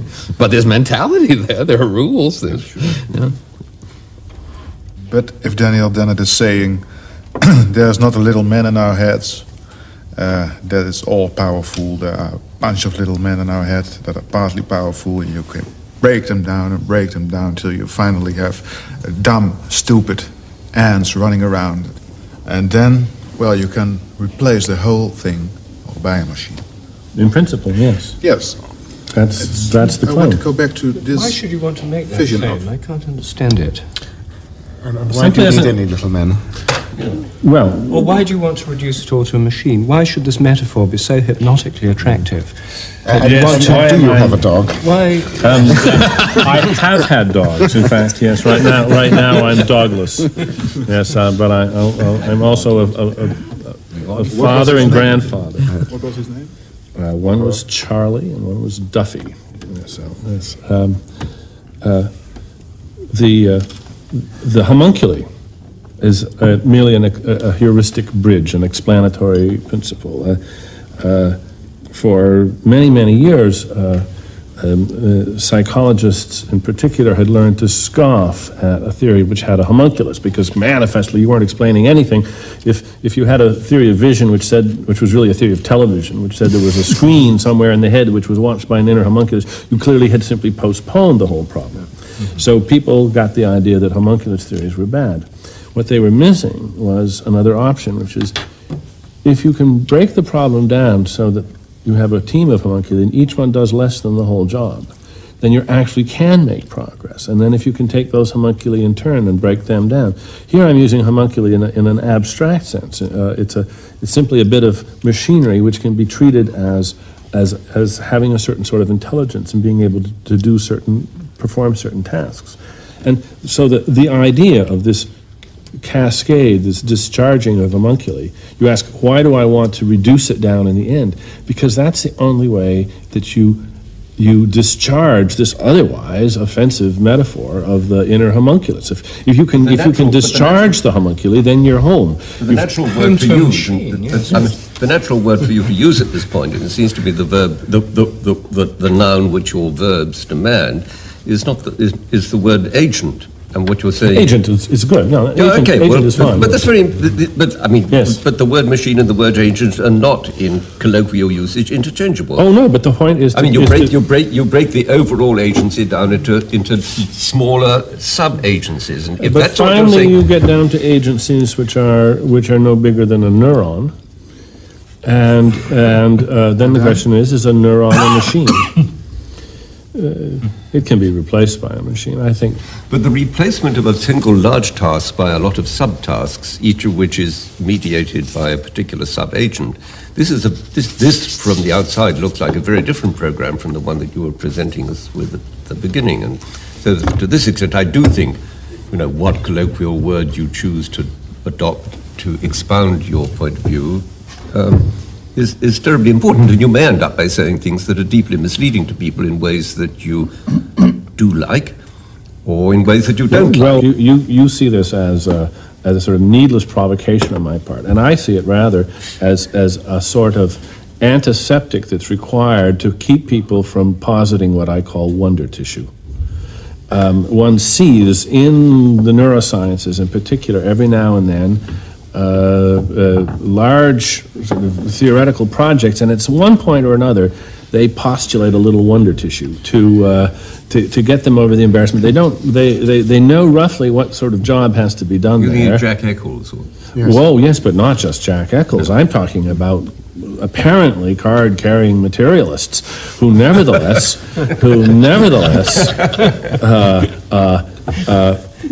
permit themselves to postulate wonder tissue at one place or another in their theory, and they don't know what they're talking about, and they don't apparently mind. And I think that insisting, the prohibition of the postulation of wonder tissue is really what I'm getting at when I use a term like machine. Well, it may be in a similar sense that Gerald Edelman talks about spooks. Which also mustn't be permitted, and he gets particularly worried about quantal theories of consciousness, which somehow omit all the real tissue of the nervous system and maybe replace it with wonder tissue. Now I think one has to again hold tight to the real tissue of the nervous system. Now, certainly decomposition, one way or another, occurs in all sorts of activities which are seemingly seamless. And we perhaps, in a naive way, in an introspection, would say the world is given to us. You've shown very nicely that that there's all sorts of detail which is not given. Now one can show very easily that color and movement and shape and other modalities are separately constructed. And nothing is more illuminating in this way than certain clinical conditions which specifically knock out one of these. One can have a specific motion blindness, which is quite extraordinary. In such cases, someone may see a car clearly until it moves off, and then it vanishes, and instead there's a series of stills. Now, there are 30-odd visual centers at latest count in the brain, 32. There does not seem to be any master area on which all of these converge. So then there's a problem of composition or coherence or binding. How is all brought together, and in the absence of any convergence. Now, Edelman again would see this in terms of what he calls re-entrance signaling, a very massive sort of intercourse in parallel and within each center and between each center, so that the final visual construction, and one probably ought to avoid a word like image, the final visual construction is a process of negotiation and incessantly made. Here, then, there's no homunculus, but Indeed. but somehow there may appear to be, I will say appear, there may appear to be only a what and not a who. And so that one might say, well, yes, I have these 32 areas which are communicating, but there's me. Where do I come? Over and above those. Yes, that's the mistake. Where do I come into this? And the answer, roughly, would be that these 32 areas and their connectivity and their communication are yours from the start. And they bear the impress of your experience and your unique place in the world and your values from the start. So in this sense, consciousness is the first sensory consciousness, perceptual consciousness, is a synthesis into a scene, not of causally or physically related objects or events, but of objects and events which are related in terms of your experience and your values. So your consciousness is yours from the start. In a sense, but there is also the thinner sense still. There's a lovely story about Maurice Cohen at CCNY. A student in his class one day put his hand up and said, Professor Cohen, how do I know that I exist? And Maurice Cohen instantly came back, and who is asking? I mean, there is that kind of possession in which, as it is you who are the subject of all this. I mean, that question at least is settled. I mean, what the nature of the possession relation is, that's it, we can go into. Suddenly remember, Dan, you asking, can we become immortal? You gave the answer, yes. The idea that the self or the soul is really just an abstraction strikes many people as simply a negative idea, a denial rather than anything positive, but in fact it has a lot going for it, including a somewhat more robustly conceived version of potential immortality than anything to be found in the traditional ideas of the soul. Because what we really are is the information contained in our brains, abstractions. It follows from that marvelously that you and I could be immortal, you said to me. Wonderful, thank you. This is scientifically respectable. I think so, because the alternative is not scientifically respectable if you understand the implications right.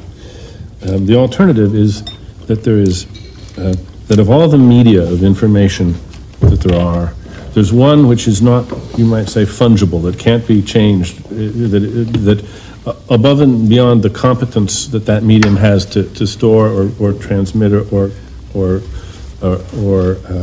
operate on information, there's something else that's special about it.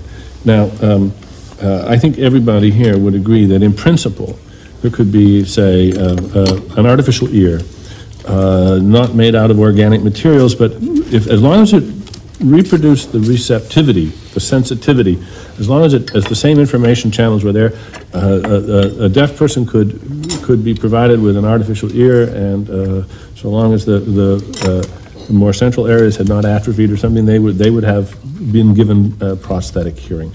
And the idea that we could replace any little bit except one, that there's one area in the brain where the self resides, and it's not replaceable, is, I think, a mystical idea, and I think it's simply a vestige of earlier bad ideas.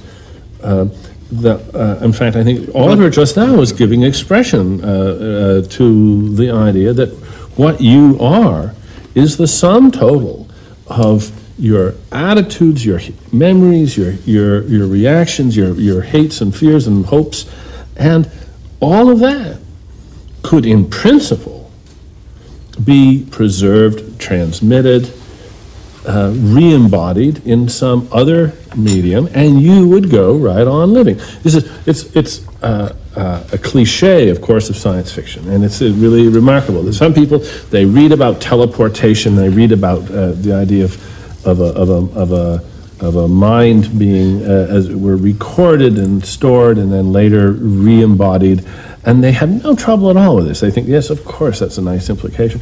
Other people just find this an utterly intolerable idea. I'm fascinated to see what these who find that intolerable would put in its place.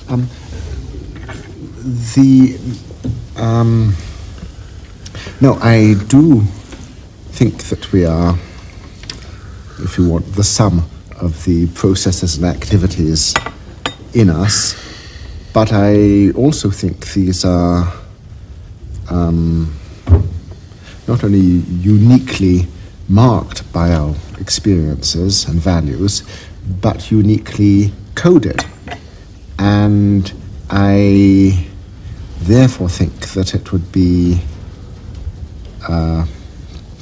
difficult or impossible to transfer the information to another brain or download it to a machine. Difficult or impossible, yes. It is not information in that sense. It is a unique organization of incredible complexity.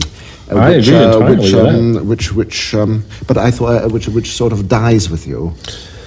I agree entirely that we're talking about the most rarefied of possibilities in principle, because the information that we're talking about is of such a complexity and so intricately interwoven.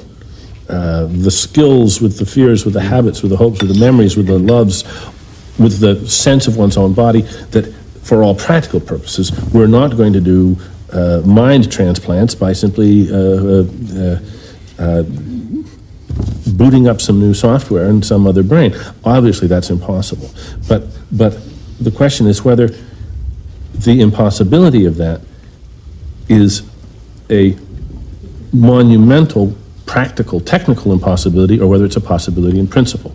I'm saying it is a monumental technical impossibility, not an impossibility in principle. Well, I don't know how anybody can possibly know. It is, but I like to come back to this question of wonder tissue. I mean, the fact is, in physics, of course, we're dealing with wonder tissue all the time, because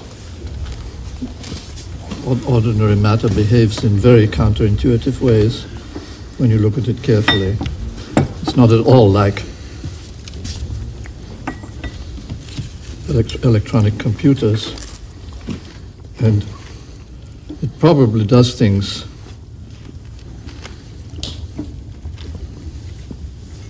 that are of some use to the organism. It would be strange in a way if our central nervous systems didn't in fact make some use of these very strange properties of matter. In that sense, I think it's not unreasonable that quantum mechanics has something to do with it. It is not that anybody yet has a model for a quantum mechanical neuron. What about healing and self-repair? Would you think that it would be unlikely that healing and self-repair could be explained without bodies making some use of the more startling properties at the quantum level? Oh, I don't think that would be difficult at all. What, you don't think what would be difficult? Healing and self-repair. I mean, that's an entirely, I would think, a much more mechanical in the old-fashioned sense process. I wonder. I mean, it's a non-trivial. Of course, in biology, everything is non-trivial. But why do you say that wounding and repair relatively trivial? I would see that in most circumstances, but if one were talking about neurological tissue, I assume that even though it be physical, it comes in each human being. This gets back to one of Oliver's points, so conditioned by 30 or 40-year-old, that person is at the time years of an absolutely personal and irrecoverable history that unless you happen to have mapped every last atom of it before the injury, you never could recover it. You might implant new tissue that would allow the person to hear again if it was hearing, but how you could never recover the person, surely. Well, I don't, I mean, you may very well be right. I don't know anything about the process of sort of neurological repair. Well, what Prigogine has written about is this classical myth of predictability. When you saw the sleeping disease patients, the post-encephalitic patients, you wrote that all these certainties of predictability and having things under control was fleeing away from you, was escaping from you, What happened at that very moment? Because that's what we're talking about now. Well, I've been thinking we may need to talk about criticality, critical moments for the individual and the organism, and possibly for the phylogenetically as well. Critical moments when sort of infinite sensitivities appear. What happened with my awakenings patients was that at first one would see a rather nice, predictable, linear, dose-related response. And then something would happen. They would get past a particular point, and then perhaps fluctuations would occur, deepening oscillations, and which no longer had any clear relation to the time or dose. And sometimes one would see other phenomena appear which tended to multiply more and more. And so what you saw was a sort of incontinent complexification. Sometimes the extreme susceptibility and perhaps an infinitesimal increment or decrement of dose could change the picture, or some infinitesimal environmental circumstance. Now, at one point, in fact, in Awakenings, I was puzzled by this enormous sort of sensitivity. My own sort of personal association was some experiments with liquid helium I'd once seen, and this partly moved me to use the term macro-quantal. And I also thought of sudden reorganizations and in magnetic domains and so forth. Now, I was sort of ignorant, I think, and also at that time in '69, sort of chaos theory hadn't been invented. I'm inclined to think that most of these situations were in fact what Prigogine would call far from equilibrium situations, and that one was sort of seeing chaotic processes at work. Chaotic processes which could sometimes get, I think, strangely, interestingly reorganized. Prigogine talks about order through fluctuation. And they were irreversible. Now, I saw some rather pretty pictures in the Scientific American recently, which were sort of computer simulations of cacti and plants growing, and I think not. I think these things probably followed genetic determination fairly closely. This isn't the case with the development of the nervous system and the neural tube, where 50% or whatever of the neurons die or migrate, and so that even in identical twins, you end up with brains which in their microcircuitry are quite different. And the circuitry of the brain does not look like any man-made machine. It looks sort of much more like a jungle. This sort of circuitry would be incompatible with sort of, I think, perhaps with programming in the ordinary sense. In the ordinary sense, absolutely. And sort of, and since you spoke of engineers, it would be an engineering nightmare. Unless there is a quite different, radically different sort of engineering in which variation is of the essence and not an aberration. And that's just what's coming along. And a lot of funny evolutionary cobbling that might not make. Yes, there's a new movement, the artificial life movement, and precisely what distinguishes AL from AI, or one of the key features, is this different attitude toward engineering, whereas in AI traditionally, and we've already spoken about this, starts at the top, describes a problem, and then tries to decompose it and decompose it and decompose it into its functional parts. A very bureaucratic idea of decomposition. But there are other approaches, both to AI and more particularly in artificial life, which operate just the other way around. They're bottom up. They start with lots of little agent-like things or organism-type things, and they let them grow. And they build in a lot of variation. And one of the delightful discoveries of this research method is that a whole new space of designs is opened up to analysis. It's the space of designs where you get something which is profoundly biological and profoundly unartifactual, and that is designs where multiple functionality is built in everywhere. When human engineers design something, they know that the biggest problem they face is unanticipated side effect. Mother Nature, the process of evolution, has no foresight, so it doesn't have to worry about unforeseen side effects, and as a result gets the benefit of unforeseen serendipity, where you get serendipitous side effects that are good, so you get multiple functionality. The nervous system looks like a tangled jungle, it looks like an engineer's nightmare, and indeed, it is just about impenetrable to analysis by traditional engineering methods.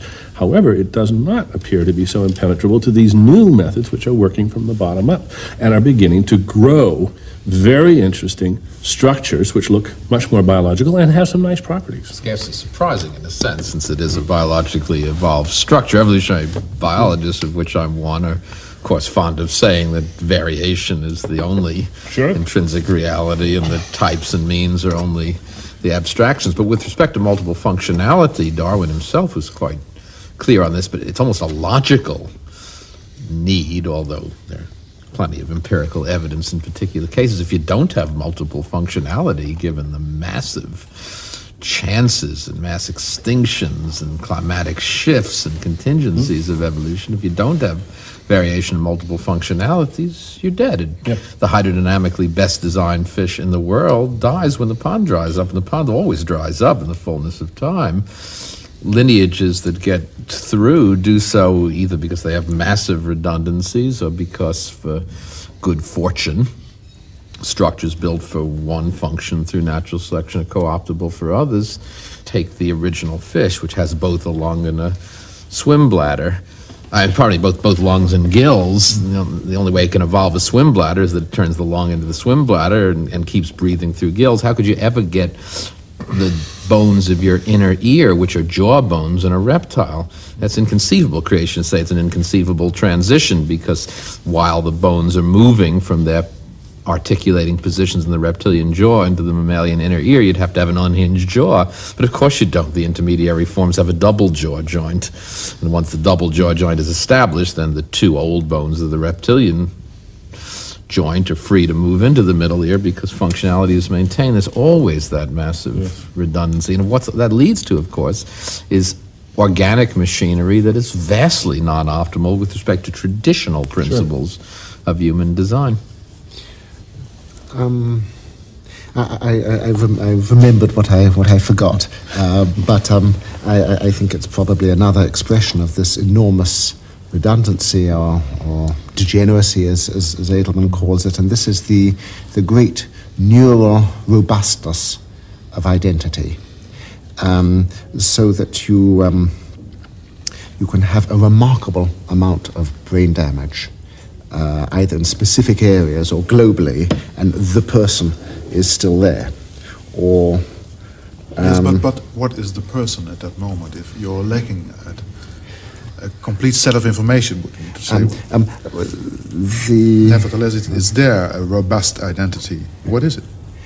I want to tell a little story first, which is that when Henry James was in a terminal pneumonia delirium with a temperature of 105 degrees, and it was said that the utterances of his delirium were not only Jamesian, but they were late James. Which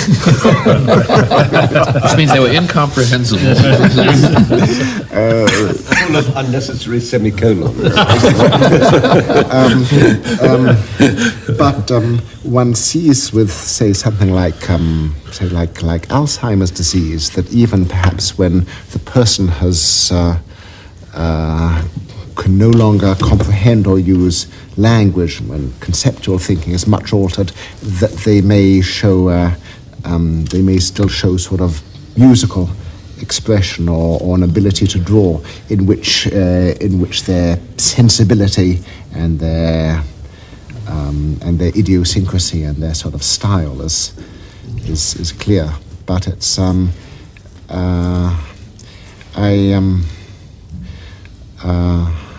a colleague of mine was writing a book on Alzheimer's disease, and I said to her, don't call it the loss of self. In fact, when she published the book, she called it the loss of self. But I think that that if self is lost, it's very late indeed.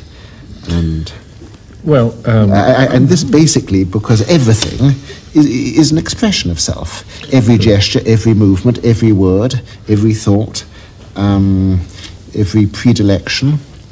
Just in between, may I borrow a question from you out of your last book, Consciousness Explained? Literally, fun yes. has not yet received careful attention from a philosopher. Yes. We certainly won't have a complete explanation of consciousness until we have accounted for its role in permitting us, and only us, I doubt whether it is true, but to have fun. What are the right questions to ask? Well, Stephen Jay Gould, Which animals can have fun, Steve? Dogs can have. Well, animals. Dogs can have fun. Cats can have No, fun. I think it's fun. It's a hard word. It is. Animals play, Yes. and play is also a loaded term, but I think there's no doubt that particularly juvenile mammals engage in a lot of purely exploratory behavior. Now, it may be functional in terms of learning. They tend not to do it after they become sexually mature, which I don't know what to call except play. It's interesting That it is reptiles don't do it, and reptiles amphibians don't do I it. don't. and birds There's a whole don't do it. literature. I'm not sure there's absolutely none, but if it's not none, it's close to none versus mammals. Occasionally, adult mammals will. There's a wonderful story that Schaller tells in his book on the giant panda. For example, pandas are probably the most boring animals in the world, though they are icons because they're so cute. And the main reason for that is they have a carnivore's digestive system, but they eat bamboo. It's hard enough to digest bamboo anyway, but with a carnivore's digestive system, so they have to eat it all the time. The way you track a panda, because they defecate continuously because it can't process this stuff, is you just follow trails of feces. So that's basically what pandas do. They're very, very dull animals. But Schaller once observed a panda slide down a hill on its stomach, on snowy hill, and then it climbed up to the top of the hill and slid down again. You can read that any way you want, but I'm not going to push that too far. But but I think it's pretty clear, and there's a very large literature on play in mammals that characteristically juvenile mammals play. By the way, all these studies of so-called language in apes are done on juveniles virtually. Of course. As soon as chimps become sexually mature, they lose all interest in it. So play is exploration. Play is probably functional. That's how you learn tasks. But I don't know what to call it, if not play. So I think that's legitimate in the evolutionary literature. But it's interesting. Once we raise the idea of play and also of fun, I've been amused and interested to just ask people more or less point blank, which animal species, aside from human beings, do you think are capable of having fun? Not just of preferring being alive to being dead, but of having fun, being capable of having fun. And pretty well it's restricted to the mammals. Some people think birds can have fun. Some people share my sense that as it were, flight is wasted on the birds. We would have so much fun if we could fly. They apparently don't really have fun flying. People have a lot of intuitions about this, and I expect that they also line up, maybe even better than any other intuitions, with their moral sensibilities. I mean, the worst thing would be to eat an animal that could have fun. Intuitions are very historically bound. Paley, at the end of the Natural Theology, talks about how God has created katydids with their marvelous capacity for this joyous chorusing, which shows that all of nature is involved in endless delight. Self-delight, not delight for us. So. I'm sure I'm not the only one who's seen natural history films of, I think, otters sliding, and this is just the first thing that comes to my mind when I think of animals having fun is these otters scampering up the hill and sliding down on their bellies into the water and doing it again. But notice that all we'd have to change is one feature of that, and we would have a completely different sense of it. Fish at the bottom of the No. If we see them trudging up the hill and sliding down, I think our sense would be, this isn't fun, they're deranged in some way. This is some terrible obsession that they've got going here, and they're no longer having fun. They are caught in some hypnotic web. It wouldn't be fun. There's something about the excess energy expenditure that we think is essential to its being fun. If they were plodding up the hill, that's why we have ski lifts, so that we can have fun. It wouldn't be fun if we had to herringbone our way up the hills all the time. Yeah, this may come back also to the notion of spontaneity. I wonder, Freeman and Rupert are listening but not saying very much. Yeah. I was Why? thinking about baseball. I mean, it is probably true that humans evolved mostly by learning to throw rocks, and so baseball may have been very essential. That seems to persist in adult life. It's also a wonderful game. You said it. But you were thinking the last 2 hours about baseball, or No, just dreaming? Just now. I had a lot of thoughts about what we were talking about earlier, but not so many about fun. I don't want to go back necessarily. Well, what is your conclusion after all what has been discussed the last 2 hours, for instance, about consciousness? Well, it's just that starting with this, and we got into the whole thing about internalization, machine metaphors, breaking down into little bits. And my feeling is, you see, that we're leaving huge things out of the puzzle. They may or may not be related to these, the magic tissue or wonder tissue of quantum theory, which I liked very much what you said, Freeman, about, Dan may not want it in biology, but physicists deal with it all the time. My own feeling is that there are huge areas we don't understand about human and animal behavior, implying forms of interconnection and causal factors, maybe physical principles, that we haven't yet taken on board, and we're just not going to get anywhere solving this like a jigsaw puzzle with several missing pieces. However long we go on, we're not going to solve it. So my approach is to try and find what these areas might be and design experiments where one could find out more about them. One area, let me just mention one, in the realm of animal behavior, namely the homing of pigeons. Now, nobody knows how pigeons do it, and every seemingly reasonable hypothesis is being tested to destruction. We're now in a position where it's just, I think the evidence points to there being some completely unknown means by which they do it. Some form of connection between the pigeon and its home that we haven't taken on board in our model making about Don't like the animal evidence behavior. of magnetic particles in the Yes. head? And the Well, this is what's satisfied. It's a pabulum for the last 20 years, magnetism. For the magnetic particles may exist in the head. The pigeons may be able to measure the dip of the magnetic displacement. You displace them north, the needle of the compass may dip. Move them due east or due west, the dip's exactly the same. The magnet won't help them in the slightest, even if they've got one. And how do you know they're working only on dip? even if they have a compass, if it's a compass, Maybe it's a compass. all right, give you a compass, parachute you into some unknown area. You've got your compass. Can you get home? I can get close enough to home until I pick up other signals, which is apparently Can you without a map? Oh, I have to know where I am relative to Oh, where of I've course, been. that's the problem. Well, How do you I know don't- where you are relative Because to you've home? That is- migrated there once before. No, I don't. I doubt you could just take a pigeon in an airplane and drop parachuted randomly somewhere. But if you're You talking can, about, you can. Oh, This really? was done Is in that the right? Second World War, yes. In the Second World War, pigeons were taken routinely on Lancaster bombers. From the British Royal Air Force Pigeon Corps supplied these pigeons. They were taken on Lancaster bombers. And the idea was if they were ditched in the North Sea on the way back from a sortie in Germany, then the navigator had released the map reference. They tie it onto the pigeon's net and let it go in case radio contact was broken. Thousands of lives were saved by these pigeons. Some were released in the middle of the night in freezing fog, 100 miles from land. And they got home. The really outstanding ones were awarded medals, and the record of these can be found in an amazing book called Pigeons in Two World Wars by Colonel Osman. And the meritorious performance list has about 500 examples of astonishing feats. They were literally dropped out of planes in the middle of the night, sometimes in the middle of the winter, in freezing fog, and they got home the next morning, and lives were saved. Suppose that you had a very simple strategy.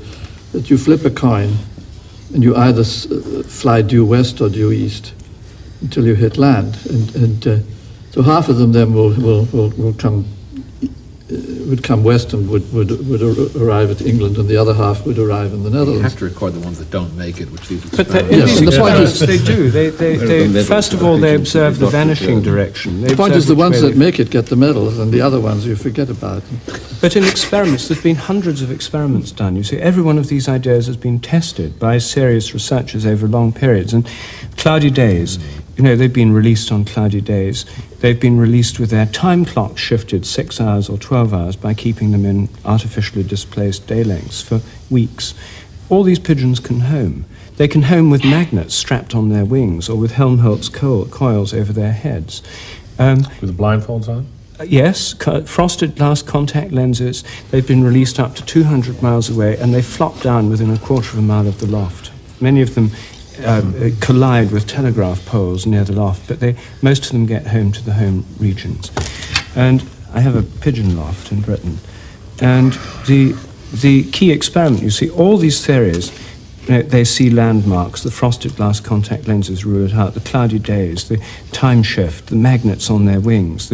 Every one of these seemingly reasonably remember the way out on the journey. That's been tested with pigeons anaesthetized, taken in rotating drums by incredibly devious routes.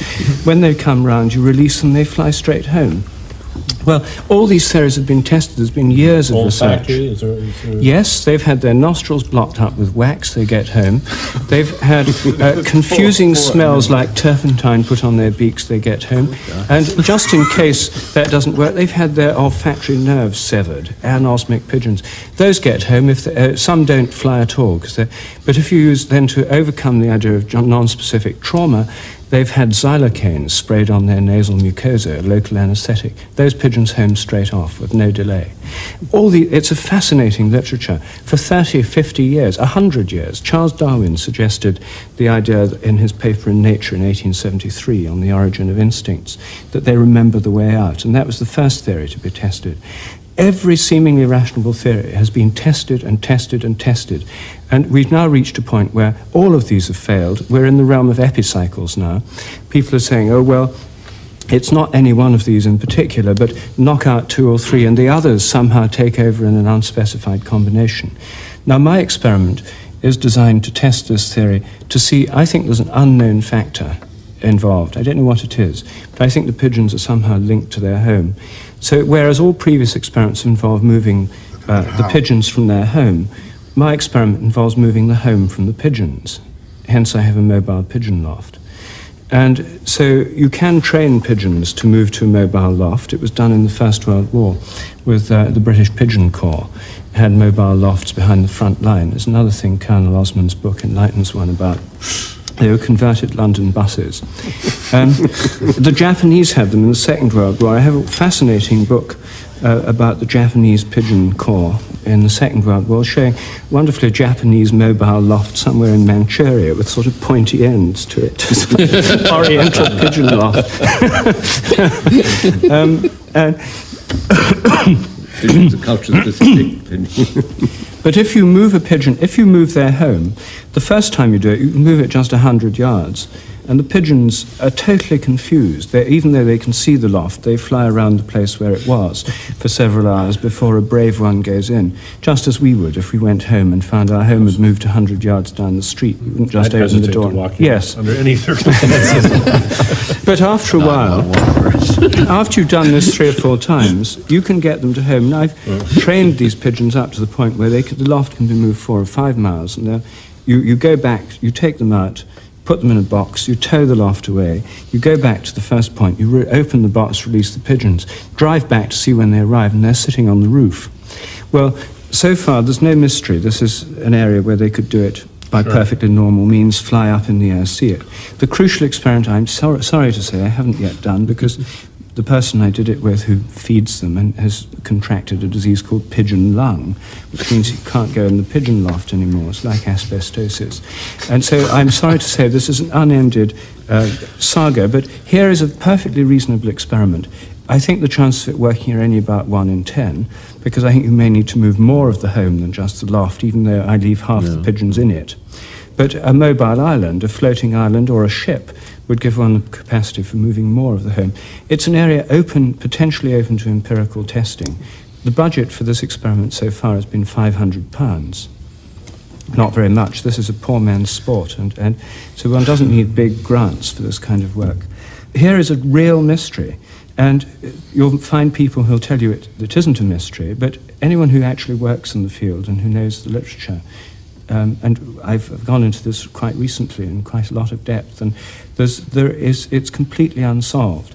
And so we have this pigeon homing, the homing of dogs and cats, the migration of fish, huge tracts of animal behavior, which have big implications for the evolution of migratory pathways, which can evolve quite rapidly, and so on.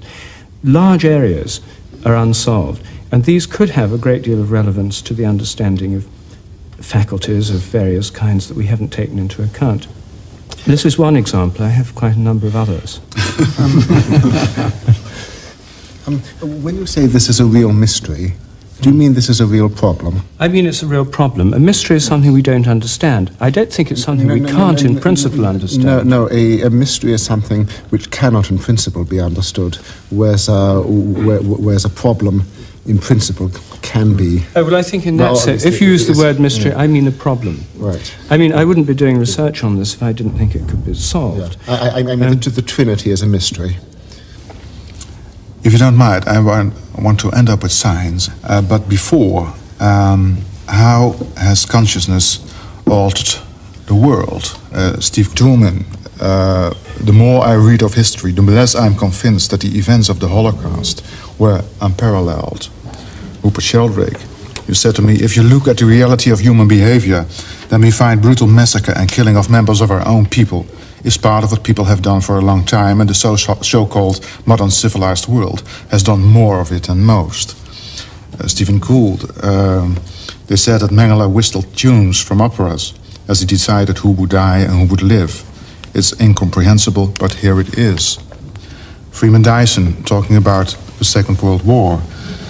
People in the concentration camp bureaucracy were simply taking orders from above, signing papers, writing contracts, getting all the apparatus to work to exterminate the Jews. Those were the people who were analogous to myself. It's killing by remote control, which is the cause of all this. If I conclude with a question Oliver asked himself, we seem to have astonishingly little idea of what basic human nature is like. Well, if we're talking about consciousness altering the world, what we are doing with it, where it's all about, Steve Gould.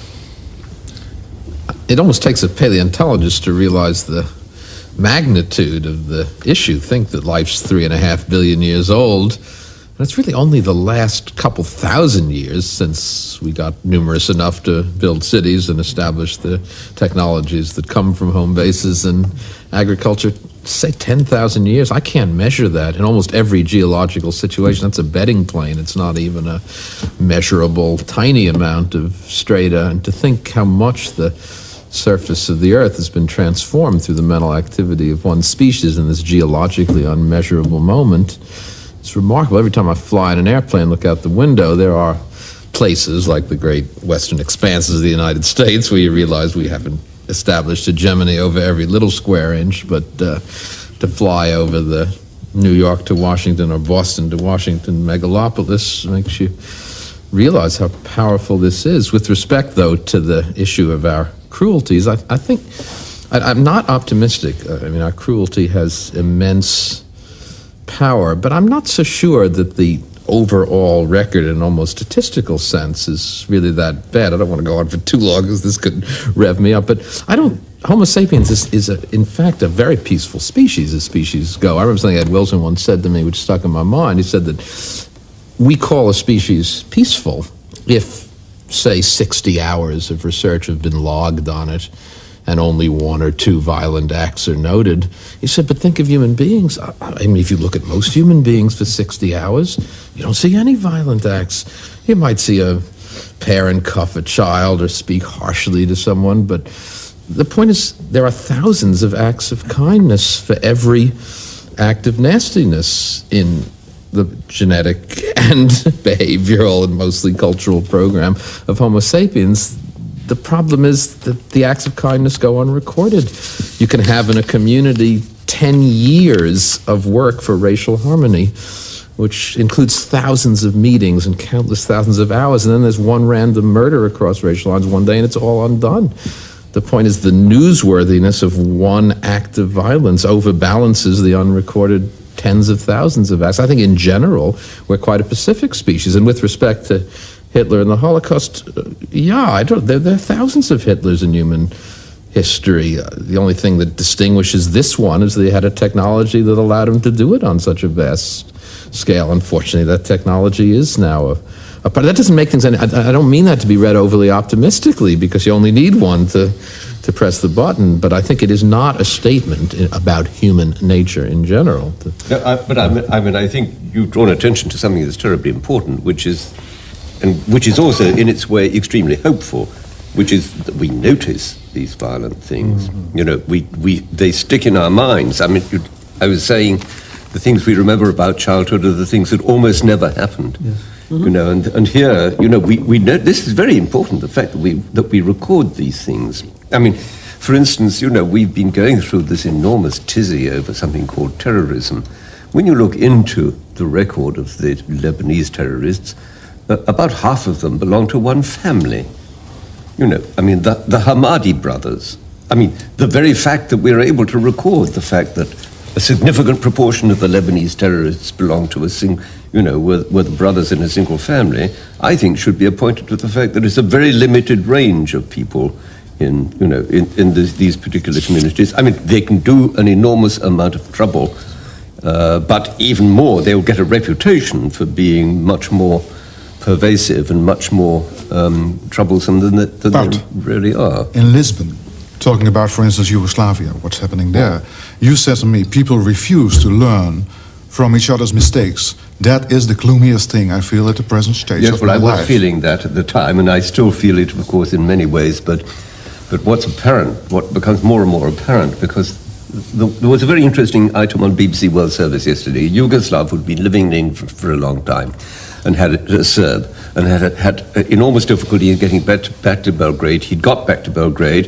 He said, there's a crime wave here in Belgrade now. Why? Because most of the people who were in those Serbian irregular forces who were beating up on Croatia were criminals, who'd got out and who'd been allowed out and who'd been recruited to engage in all this mayhem. Now their occupation's gone because the war has moved to Bosnia. Now they're back in Belgrade, returning to their usual occupations. I mean, we really... I mean, we're always told about such hatred between the Serbs and the Croats and the rest. I don't think we have the documentation which allows us to know just how widespread this is. There are clearly enough extremely beastly people who have set their minds on breaking up the situation to break up the situation, but it doesn't have to be. You talk about beastly people. Freeman, you said it's not about beastly people, it's about common, little, ordinary people working in, for instance, a bureaucracy in the Second World War. The real evil is bureaucracy or bureaucratic. I was speaking specifically about the Holocaust. I mean, what goes on in Yugoslavia is very different. It's much more face-to-face, people actually slaughtering each other face-to-face, which is, of course, an old pastime, but is quite different. Yes, but think back. What you said, we have broadcast a film just 2 weeks ago about you and the situation in Bomber Command. Yes, well, that, of course, was the modern way of doing it, but which is something new when it's done bureaucratically. But what we see in Yugoslavia is the old way of doing it. Mm-hmm. The most frightening book I think I've ever read was Hannah Arendt's book on totalitarianism, especially the last part of that. And I had an odd dissociation when I was reading it. I thought I was reading the history of a hideous species, a hideous alien species. And then I suddenly thought, no, this is us. But having said that, I can also believe that this is a relative rarity, and that we may biologically be a fairly peaceful, decent species. When I read someone like Alice Miller on the transmission of neurosis from generation to generation, I find there's a sort of dramatic and even melodramatic power in this, but I don't think she is talking about the. I think she is generalizing from pathology. I am much more reassured by someone like Winnicott, who talks about good enough mothers and good enough parenting. I think that if we have, mostly I think if we have good enough parenting, we're okay. Rupert, I remember you talking about the present order is doomed. If we have an extrapolation of present trends, we have a kind of apocalyptic scenario within 10, 20 years. Well, I think that, I mean, many people think that, and I think the present order is doomed. I think the interesting thing is the degree to which the whole of the Western model, both Jewish and Christian and secular, is based on this apocalyptic scenario, this apocalyptic model of history, with one form or another of a direction in history coming to a replacement of the present order of things with something else. In the communist view, it was the withering away of the state as a kind of utopian or millenarian end to history. In the biblical view, it involves catastrophic events of destruction, earthquakes, fires, plagues, diseases. And there's a sense in which many of us expect that kind of thing, at least unconsciously, I think.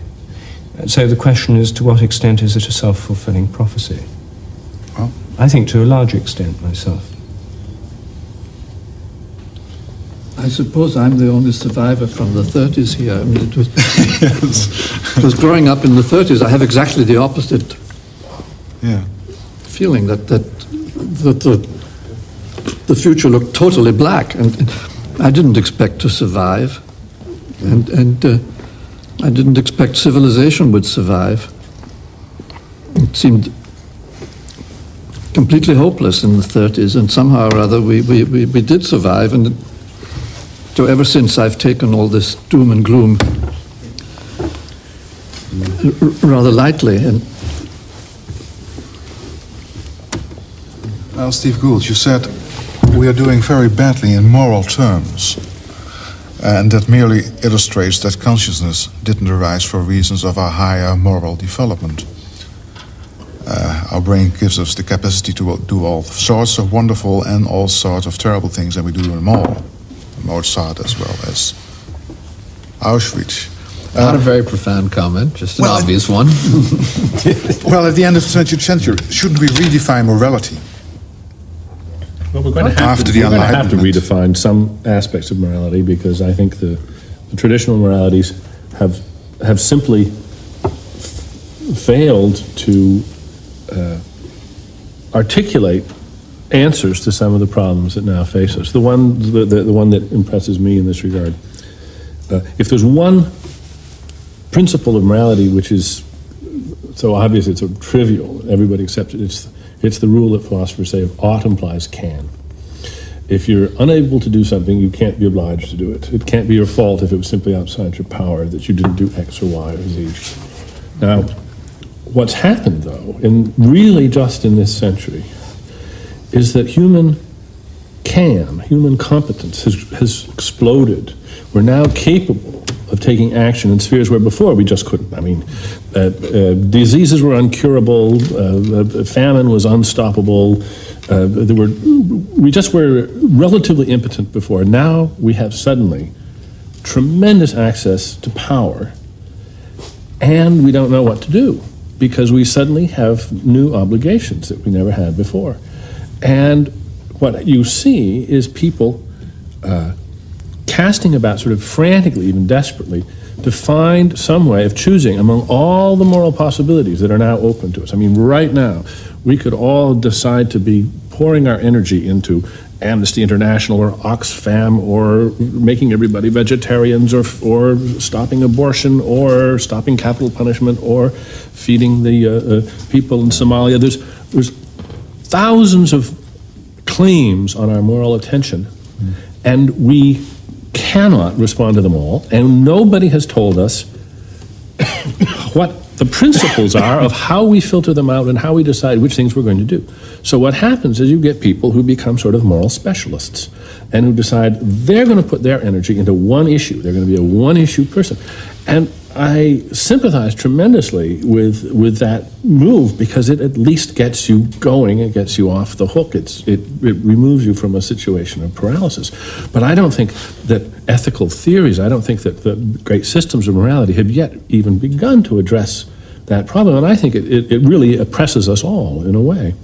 But again, I think this idea that ethics should be a matter of great theories is another 17th century heresy. I mean, if you go back before, in the Nicomachean Ethics, Aristotle's perfectly clear that ethics isn't basically a matter of theory, and although I sympathise and would echo very much a lot of what you say about how the present circumstances and our present powers mean that we have to rethink a whole lot of the application of our basic moral perceptions and intuitions.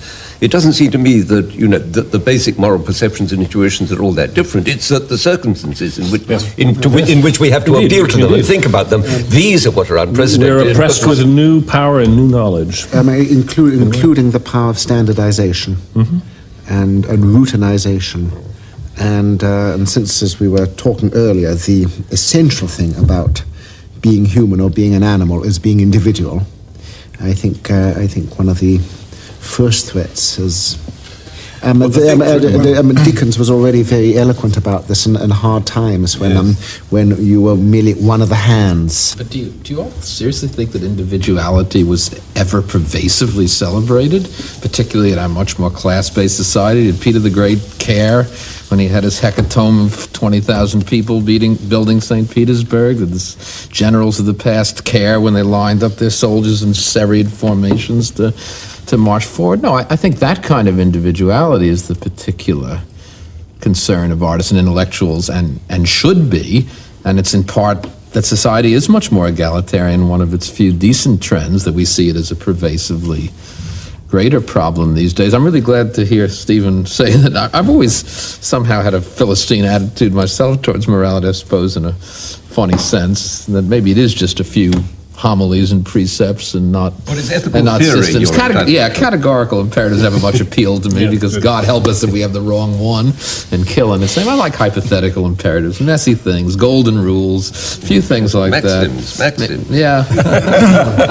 I think theory has to be justified as a form of practice. Yes, well, it isn't that practice has to answer before the high court. In philosophy, I have all this trouble with people who think that the solution is going to be to find a theory of practice. For me, this theory. Yes, right.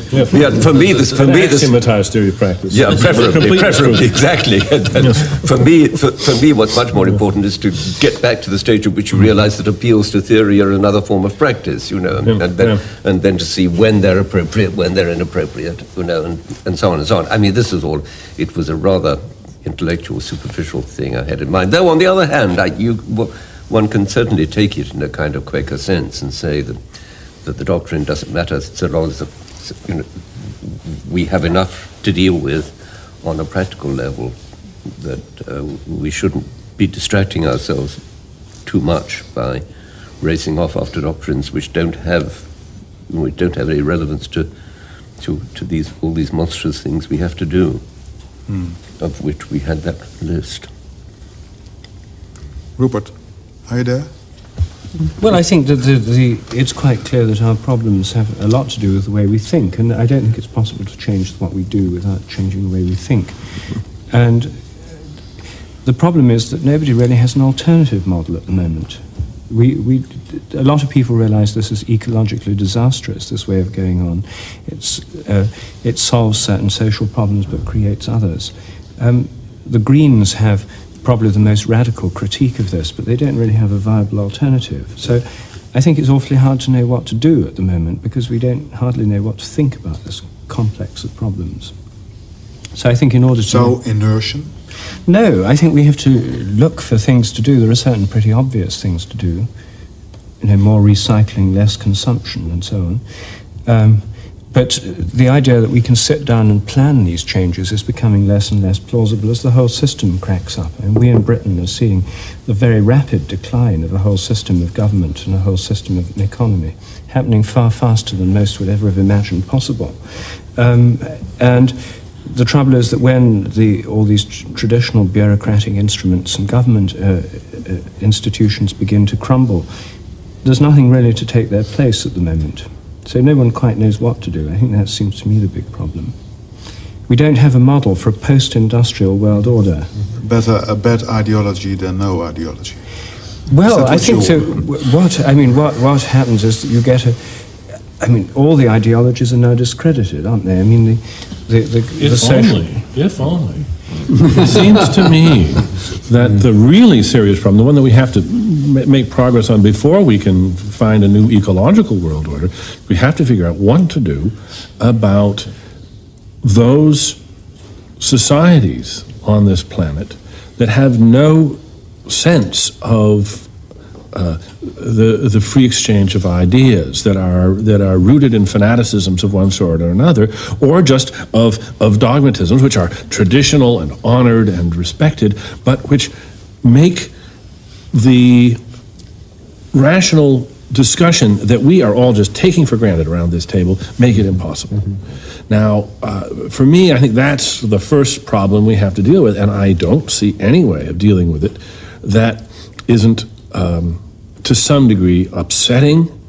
There's no way that you can deal with this that doesn't upset, shock, hurt some people.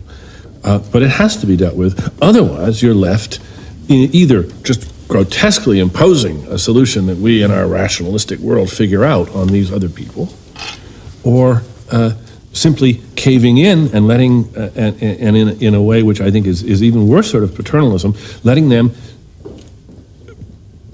proceed with an ideology which we ourselves think is bankrupt, and just sort of tolerating it, and it's a problem. That's why I was impressed by this. You know, I think what Rupert is describing is indeed the withering away of the state, but I mean, not exactly as Marx had it in mind, but that effective action will become increasingly local and increasingly non-governmental. And, you know, that's why, to come back, I think the non-governmental organizations are in some ways express the conscience of humanity and point directions for us that governmental organizations have become discredited for. Tolstoy's fascinating because it's clear that for him the world of morality, the world of moral relations, was limited by the distance that you could walk or at most ride a horse. You know, the world of moral relations was the world of the relations you had with the people that you were in daily touch with.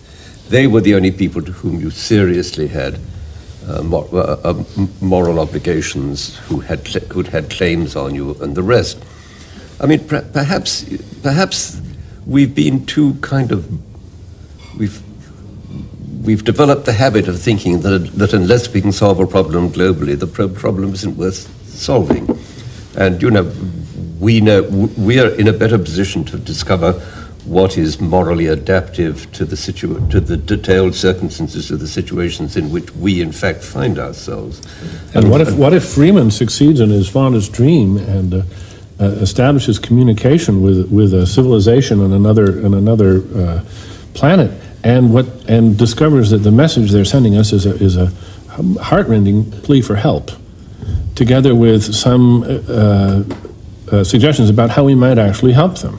Suddenly, our moral obligation sphere will grow again. Have you considered whether you want to take on that? Oh, that yes, chance? I think this would do us a hell of a lot of good. But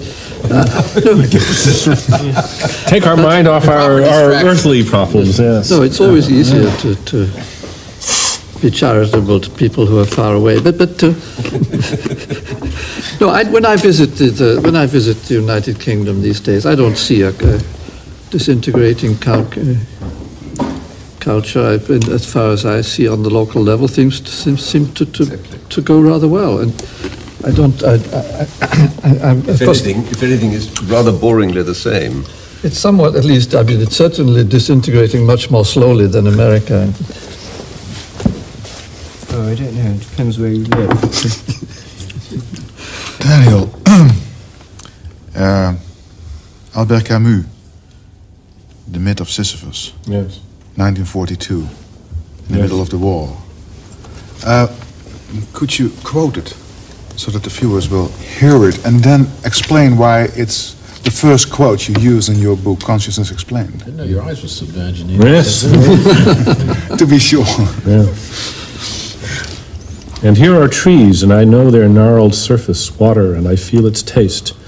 These scents of grass and stars at night, certain evenings when the heart relaxes. How shall I negate this world whose power and strength I feel? Yet all the knowledge on earth will give me nothing to assure me that this world is mine. You describe it to me and you teach me to classify it. You enumerate its laws, and in my thirst for knowledge I admit that they are true. You take apart its mechanism and my hope increases. What need had I of so many efforts? The soft lines of these hills and the hand of evening on this troubled heart teach me much more. I quoted that because I set that as a challenge to myself in the book. I thought it very eloquently captured what many people think of when they think of human consciousness. And it captures an attitude, particularly where he says, you describe it to me, you teach me to classify it, you enumerate its laws, and in my thirst for knowledge I admit that they are true. But then he goes on in effect to say, but there's something else, there's something you're missing if that's all you do. Well, I wanted to acknowledge that challenge and then meet it head on and say, well, if you do it right, see if we can capture everything without residue. See if we can do justice to what Camus has said here about consciousness. If we don't, then we've left something out. We've left something still very much in. Well, no, we may have left some things in need of explanation. There may be other things that Camus is suggesting don't need to be explained. It's not so much that we can't explain them, is that the very idea that they are candidates for requiring explanation is just a mistake.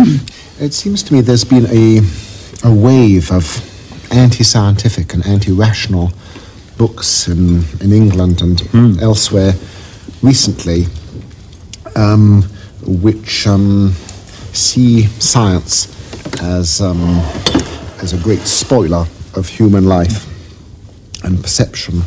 Perhaps this is your point, Dan, yes. And in a way sort of say that the poetic outline of the hill is threatened by any theory of hill formation or whatever. Exactly. There's a rather nice example given, which I think is given either by Helmholtz in the little autobiography he wrote towards the end of his life, or maybe in some account I read of how he was with some friends in the Alps and a storm blew up. And this fascinated him, and Helmholtz immediately pulled out paper and pencil and started making some calculations and looking for a theory of storm genesis. And one of his friends said, doesn't this spoil your appreciation of nature? And he said, no, it heightens it. Yeah.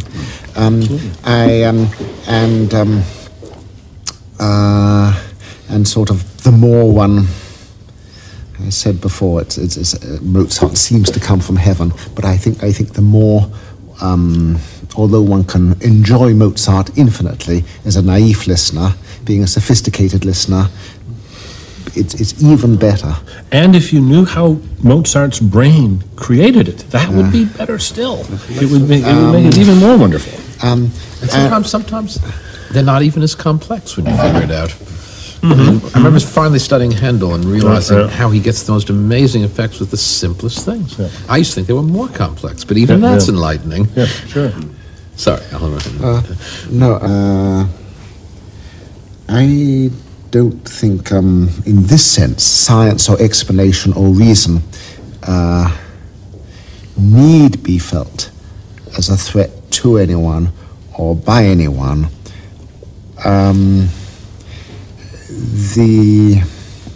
If mystery has a place, it will keep it.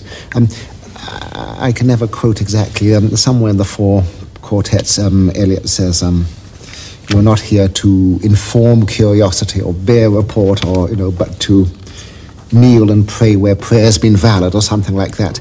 Actually, I confess that line annoys me because in fact, I always want to inform curiosity and bear report, even at the very moment that I may want to kneel. And it seems to me that sort of respect for the unfathomable whole, plus an active investigation of some of the mechanisms are not incompatible. Freeman, Yes. try to get you into the discussion. You said that the idea that we are anywhere close to any sort of ultimate understanding of things is a kind of delusion of grandeur, which I don't like. And if it should turn out that the whole of physical reality can be described by a finite set of equations, I would be disappointed. I would feel that the Creator had been lacking in imagination. Does everybody agree on that? That there is no end to theorizing? Or in certain fields of science there is an end to theorizing, and others we are evolving continually? Well, we are exploring, first of all, before we even theorize. How do you explore before you theorize? Well, you just go out and see what's there. But I mean, that was in the old days, but nowadays We're still doing that. No, I mean, that's the way a lot of science still is. I mean, not all by any means. But all the tools that you describe, we have to make these new tools, but we can't use the tools without having a theory about why they're good tools, can we?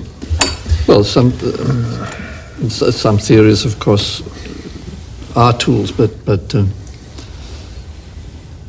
there's so much we don't understand. I mean, I think it's the great mystery is, in fact, that we do as well as we do, considering we only just came down from the trees.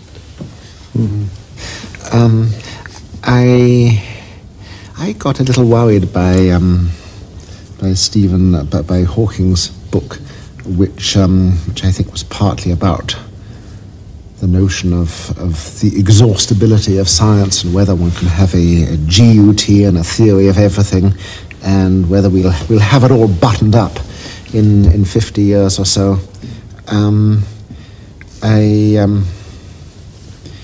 I think I partly picked up some of this attitude when I was at CERN, when they said, well, we've simulated the universe down to sort of 10 to the minus 30 seconds of the Big Bang, and another 30 years and we will have got it. I don't think that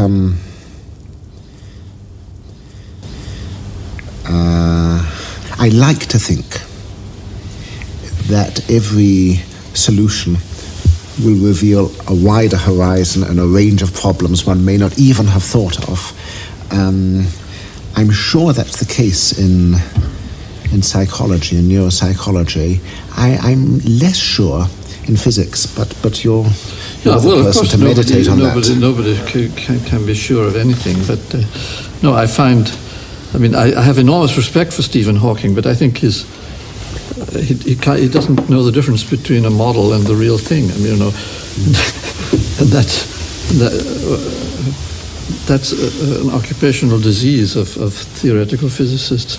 In any of the natural history sciences, anyway, the details are all right.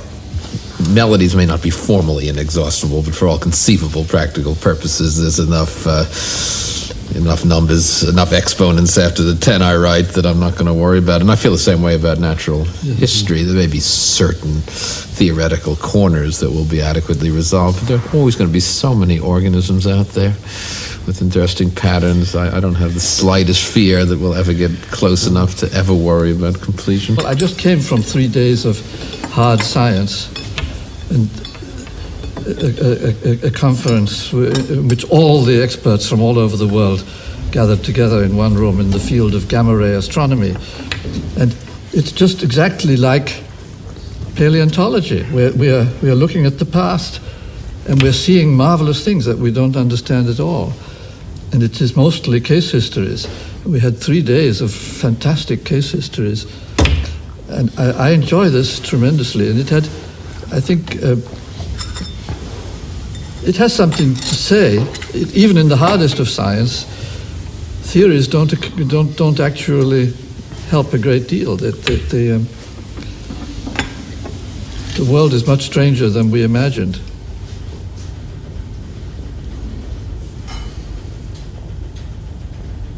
Well, this is a starting point. You're stopping, but the world is stranger than we imagined. Yeah, I mean, like the universe is. Yeah, even in very hard parts of science, which this is, we're not even close to understanding what's going on. Even in quite easy parts of physics, I mean, the problem, we know what makes gases gaseous, and we know what makes solids solid, but we're still quite rocky on the question of what makes liquid liquid. Right.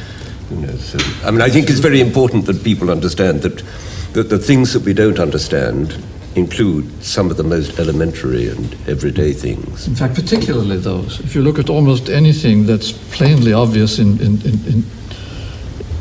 look at it in detail, you find we don't understand it.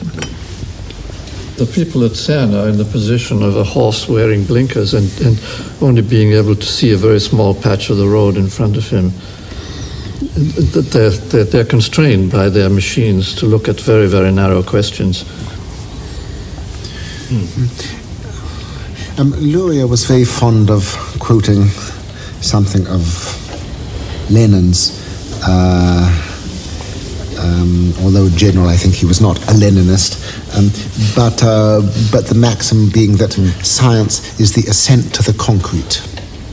And this is a very interesting and paradoxical thing. And and perhaps some of the, we are saying now that in a sense we need a science of individuality, a science which allows us to comprehend how each creature, and particularly each human creature, sort of makes its own path. I'm fascinated by Nagel's essay on what it is like to be a bat. You seem doubtful whether that was a sort of a legitimate concern of science. No, on the contrary. I think that science can address these issues. And is addressing the issues. And in fact, there's a sort of illusion of subtraction that's going on, where people say, wow, you've got that little bit, but there's always this residue you haven't gotten. You get a bit more and say, well, you got that, but there's still... And they keep inflating the importance of the residue because it's all they've got left is the residue. And they should instead relax and not view this as some sort of Maginot line which science will not cross. I think that's just a very fruitless way of thinking about it. I mean, science is extremely low in public esteem now. I mean, science funds are cut year after year by the government. Right. The scientific community is extremely demoralized. The swing against science in the schools is huge. No one wants to be a scientist. That's terrible. Can't get a job. You're held in low esteem. And in any case, it's seen as responsible for pollution, nuclear disasters, and so forth.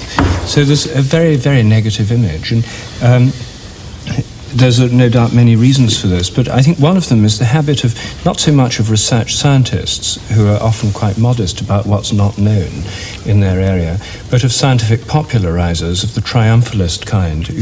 So this is nothing but this. The human being's nothing but a machine, and the nothing butteries have sickened a lot of people, including myself, I must say. Well, who are the main?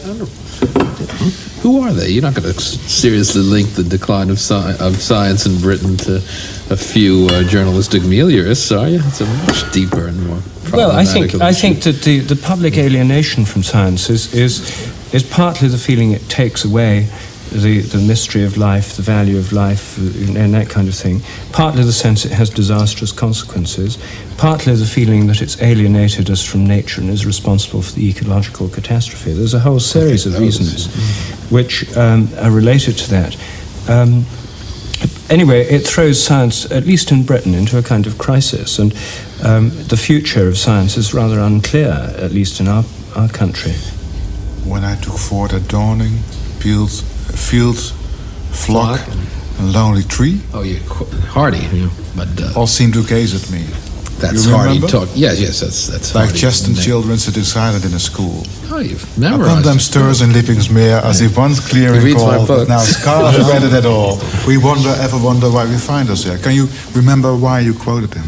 Yes, because that's one of Hardy's many poems in which he argues that academic, scientific knowledge of the gain of the 19th century has taken away that sense of wonder that we once had. I think that's a misconstruction. There's a very common perception of what the Darwinian Revolution had done. I remember doing an article on the paintings of Frederick Church, America's greatest mid-19th century landscape painter, for whom the notion that he was painting God's illuminating and harmonious landscape was vital, and he had there were other reasons, part of which was he become very successful and was wealthy, but one of the main reasons why he stopped painting after 1860 was that no longer could he see his beloved landscapes like that again. In the Hardy poem, which you just quoted, which is of course later, he conjures up this image of the beasts and the plants, saying, well, we used to know what the meaning of our lives was in its harmonious order, but now Darwin has come along and we ever wonder why we find us here. But I really think that's a misconstruction. That was a false psychological hope that was deep in Western culture. I think Darwin's answer was the correct one. Darwin's basic answer was, you quoted it earlier, nature, if invested improperly with moral properties and therefore seen as the source of our answers for solace, is not going to return very good answers to us, because nature appears either amoral or misplaced in our terms, is sometimes at least a rather ugly spot. But the correct answer is that the source of morality is not to be found in the factual products of nature, which after all were here for billions of years before we ever emerged, so why should they be constituted to provide answers to us? And that the source of moral instruction is within us, which I think is an optimistic answer. Freeman, do you remember the end of the 30s? Threatening plagues all over Europe? Yes. You should be dead within a few years. Yes. And then there is this wonderful book of mathematics about mathematicians. You're reading it, Escaping Vulgarity, Brutality. Do you remember yourself?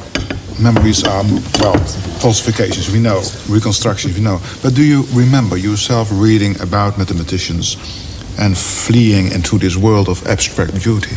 Oh, very clearly. And of course, this book, Men of Mathematics, apart from being male chauvinist, it's full of the same message, because the people he was talking about, people he was writing about, were themselves living through horrible times, especially there were these...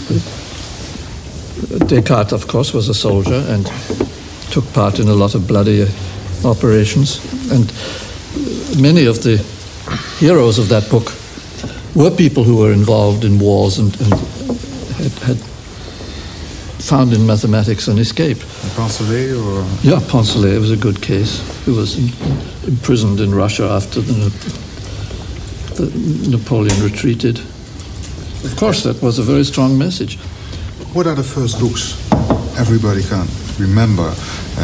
Moon Man and Otto, or Lucky to Be a Yankee by Joe DiMaggio.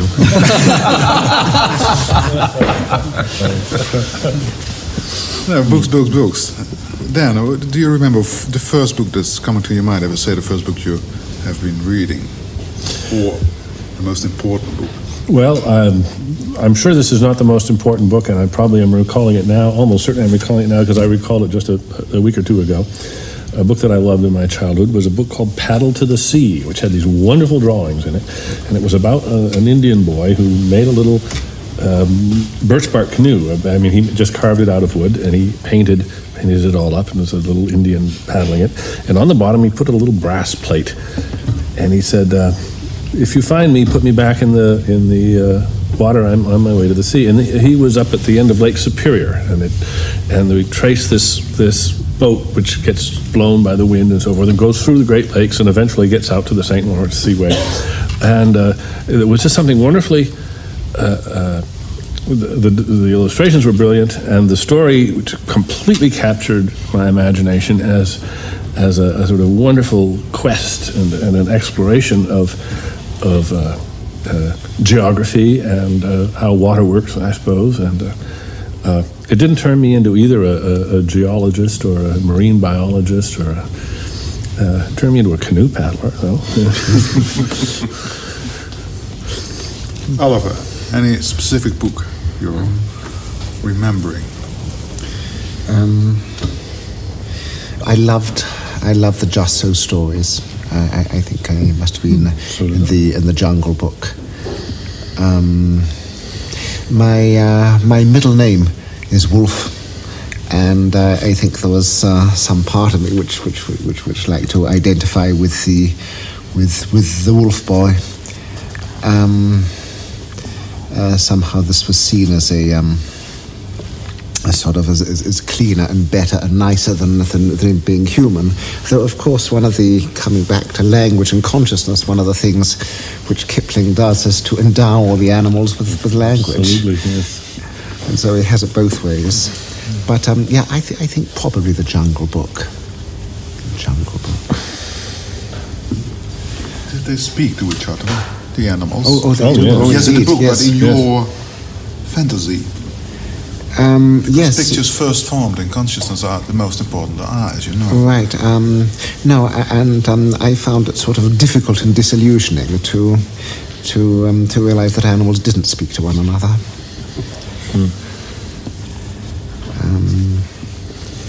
I think another very early book, which many things were read to me. My mother was fond of reading to me. Was Flatland, that strange book of Abbott. I didn't discover that till college. Yes, me either. Yeah, wonderful. Yeah.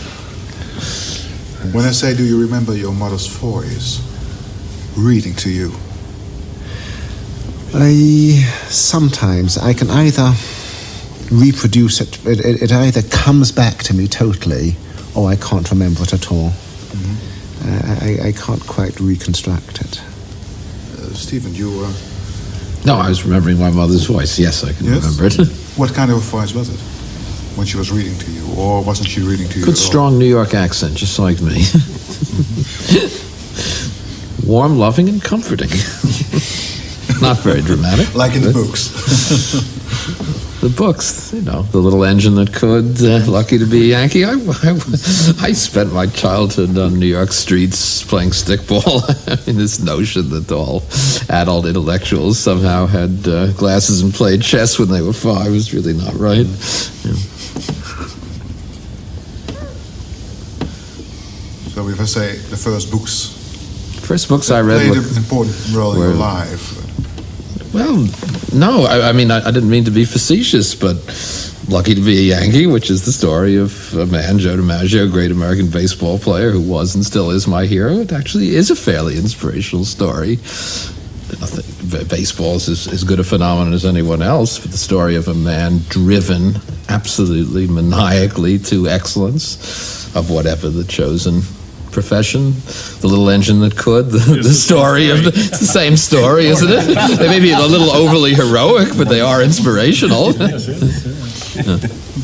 Okay, Rupert, You're the youngest here, the Benjamin, 49. Well, I was. I suppose two things come to mind. One is there's in England there still exists a series of stories called Rupert Bear, and Rupert Bear is a little bear who has all sorts of adventures, and he goes underground into caves. He flies through the air. I recognise these as shamanic themes, and it's full of talking animals, of course. And I love those books, and I read them to my own children now. So I've recently started getting a new dose of Rupert Bear, because I suppose partly because being called Rupert, I identified so strongly with the central character. The other one I remember that really made a big impact was my father was an amateur naturalist, and he gave me quite early in life a copy of Fabre's Book of Insects, and these stories of these different insects and what they do and their habits gave me a tremendous interest. I mean, these alien worlds of these scarab beetles and spiders and so on. Fascinating stories of insects. That each one was an entirely different world. It's the natural historical particularity. Greatest writer ever on insects. Yes, so I read these. I don't know what age I was, 6 or 7 or something. I was really into insects, and I used to keep caterpillars and raise moths and so forth. The first book to make an extraordinary impact on me was nothing, alas, to do with cricket. It was Greek mythology told to the children, and. I mean, in particular, Theseus and the Minotaur. I mean, the image of Ariadne and Ariadne's thread became deeply embedded in me, and so the task of, so to say, finding one's way back down Ariadne's thread is something which has really stayed with me, and I think played a large part in the fact that for me, all these intellectual inquiries come back and cluster around the question of how much one can recreate and rediscover about the things that have always seemed important. I've heard beautiful answers, beautiful questions the last couple of months from all of you. The most beautiful question I can think of is one that you raised in one of your books. Why does a bamboo flower every, 120 years? Yes, and how does it count the years passing? Please, Stephen, would you give the answer? Because no, I don't know the answer. Is it exactly 120? The different species have different cycles. There was this one that did it every 100-something years. Nobody knows how they counted because those species flower simultaneously. Are they prime numbers like the cicada? Well, that's of course, that's what the essay was about. Yeah. I don't think when you get up to 120, you don't have to worry about being a prime number. It's so long that nobody else can track you. The cicada 13 and 17-year story does seem to hold as an explanation. There is a reasonable evolutionary story one can tell about the why answer you is space boring. like the that. question is beautiful. Do you agree? Oh, I see. Well, I thought the answer was more interesting than the question. Well, the putative answer. There's at least this one wants to know, because there's two ways of counting. There's analog and digital, and if it's digital, then they're not ever going to make a mistake. They're going to be right on they're not going to get 119 or 121. There's not going to be any spread, because by the time you've got that far out, error is going to accumulate and so forth. On the other hand, it may be that there's some way in which error doesn't accumulate. That's an interesting question. Do we know we don't know the answer to that question, I guess. For the bamboo, as far as I know, the cicada brooding cycles, which have been traced for at least a couple hundred years, are precise. Beautiful question. How can you sign Spinoza? Oh, you can indeed. One of the things which fascinated me when I went to Gallaudet, this great university of the deaf, was to see sort of philosophy and chemistry and mathematics lectures and sign, and but I think that whatever you can write or speak, you can sign. My best experience speaking at Gallaudet was the bimodality of laughter, because the audience was partially hearing, and I would get 2 laughs for each comment I made, once when people heard it, and the second time when the signer got to it. Good for the ego. But surely you can say anything because a word that's so abstract it doesn't have a sign is spelled out, right? Yes. Yeah. Well, any more beautiful questions? I thought of a question that I was asked recently. I'm not sure it's a beautiful question, but it fascinated me. Somebody said, which would you prefer, to write something that was so right and so clear that everybody thereafter just accepted it, took it for granted, and hence, as a result, in 20 years, nobody would ever bother mentioning your name again because it was just had entered into the culture? Or would you rather be like Kant and write a book which was so obscure that you'd be immortal because it would be studied and studied and studied for centuries? And I think that does represent a genuine tension in the world that we inhabit. And one has to face the fact that the cost of the first course is, in a certain sense, oblivion, an honorable oblivion. But my answer, but only after a little soul searching, was I guess I would prefer the former, even though.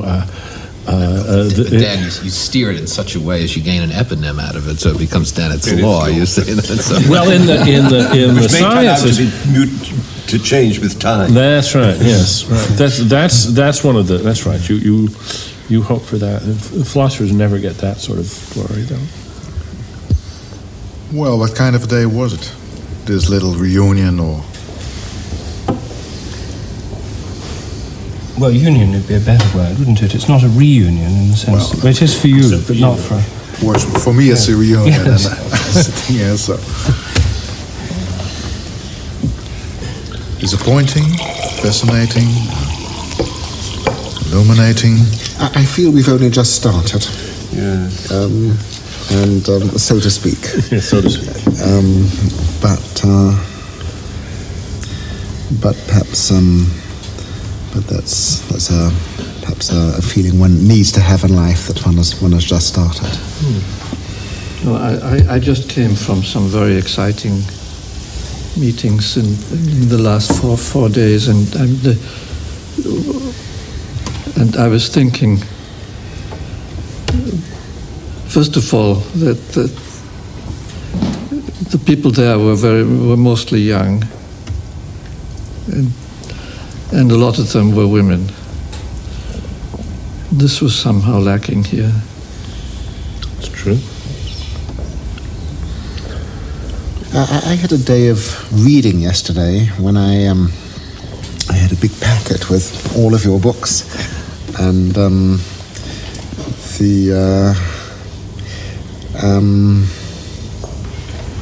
and it gave me, amongst other things, a perhaps needed sense that I don't too often have the sense of contemporaries. Maybe none of us does. But when I was reading that, and again today, I sort of suddenly got this feeling of us as contemporaries and sort of encountering the end of the 20th century in our different ways, though obviously all having to. And perhaps also all in our different ways, with some sense of as you said, with the end of modernity or modernism in sight, and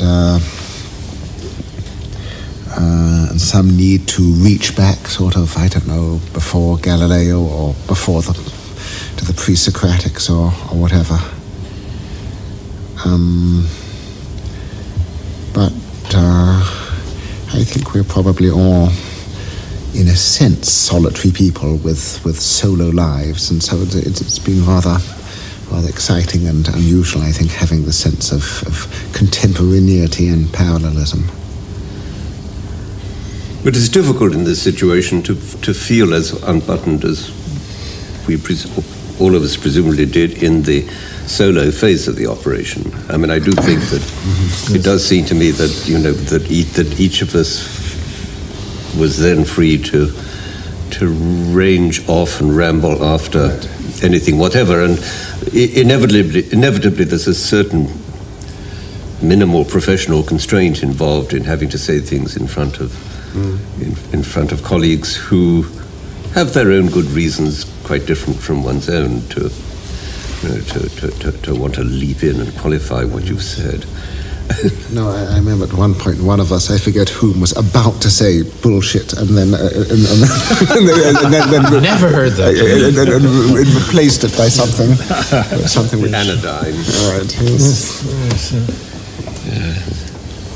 And Rupert, disappointed? No, I think it was a very... to have the space and the time, a whole day, abstracted artificially from the rest of one's normal concerns, to sit in a room where we just talk all day. This is quite a new experience for me. I don't usually sit around a table all day just talking with an endless supply of food and drink.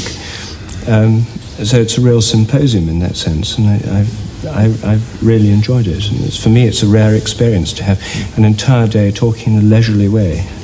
So I've also wanted to meet practically everybody here, those who I hadn't met before and those who I had. I think that's particularly important. Everybody here has written a book or an article that I have read with fascination and learned from, and so it's just extremely nice to be to have the occasion to converse with these people. I'm probably the only one who hasn't spoken on this.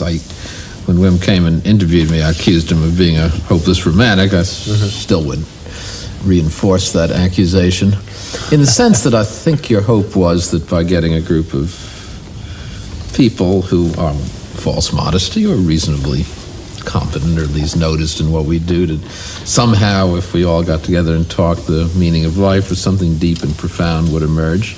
I'm not sure it has. But then, that's what conversation is. I'm not even sure that...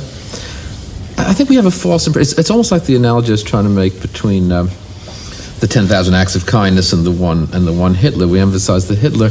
In a sense, what's great about Joyce and Ulysses, and it's not wrong, it's what drama has to be about most drama. Most drama is not real conversation. I mean, real conversation in drama would be inexplicably dull. Now, you're going to abstract this anyway. My one objection is that this is our modern world. It has been a wonderful conversation, but I can't forget that I'm under TV lights, which bother the hell out of me. And then there is that artificiality, which I accept because it's of the nature of the deal, so to speak. But I just think it's been a good conversation. Most parts of most conversations, no matter how interesting the people are, pretty darn dull. And tonight, as we lie on our beds, the conversations will get better and better. Yeah, that's another thing. They're remembered in retrospect. Absolutely. Think of the history of quotation, for example. Almost no major pithy quotation is true. I mean, you all understand that. The great deathbed quotes were never said. The great battlefield quotes were never said quite in that way. They're all improved later. And it's to say that you remember the snippets in a conversation. But any conversation put on the stage in toto is inexpressibly boring. I think the dullest film in the history of the world, not everybody agrees with me, some people thought it was a great film, was My Dinner with Andre. Why did I have to pay $6 to watch two people have a conversation over dinner and I didn't even get to eat? But anyway, so I had a good time.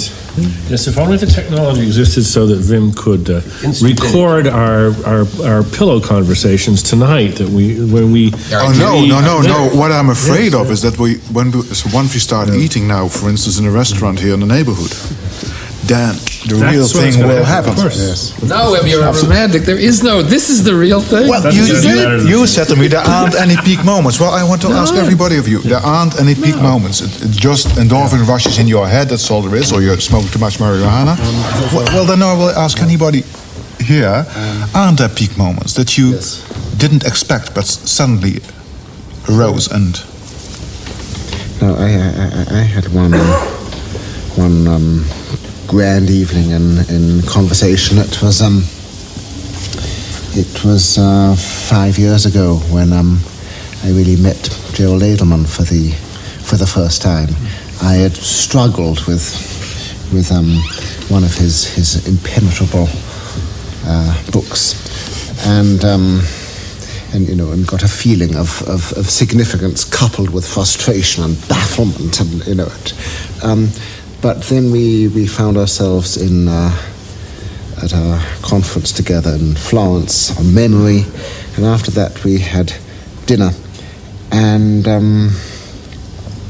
was a paper tablecloth, as there often is in Italian restaurants, and he got me to sort of telling stories, which I love doing. I'm basically a sort of a storyteller, and some of these stories and experiences he then interpreted in terms of his theory, and suddenly everything started to make sense, or seemed to start to make sense, and I had a feeling of meaning being given its role back in biology, and of some sort of mechanical and mechanistic and computational model of the mind which had frustrated me for years as being replaced.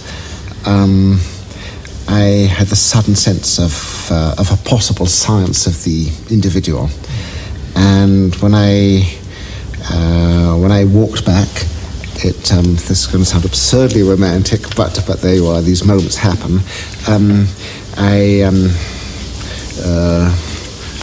The moon was shining over the Arno, and I thought that was very, very beautiful, and I had a great sense of happiness, and I was delighted to be alive, and I thought, I'm glad to have lived to the dawn of this theory. Now, I will say that a certain amount of disillusion has set in since then. However, that was a wonderful sort of evening, and most of my experiences of that kind have been with books, but that was with a real person and over dinner. There is a wonderful chapter of Lewis Thomas where he compares conversation as being a specifically human activity, just as building nests is for the termite. Well, Dinner time? dinner time? Thank you all so much for being here. Thank you.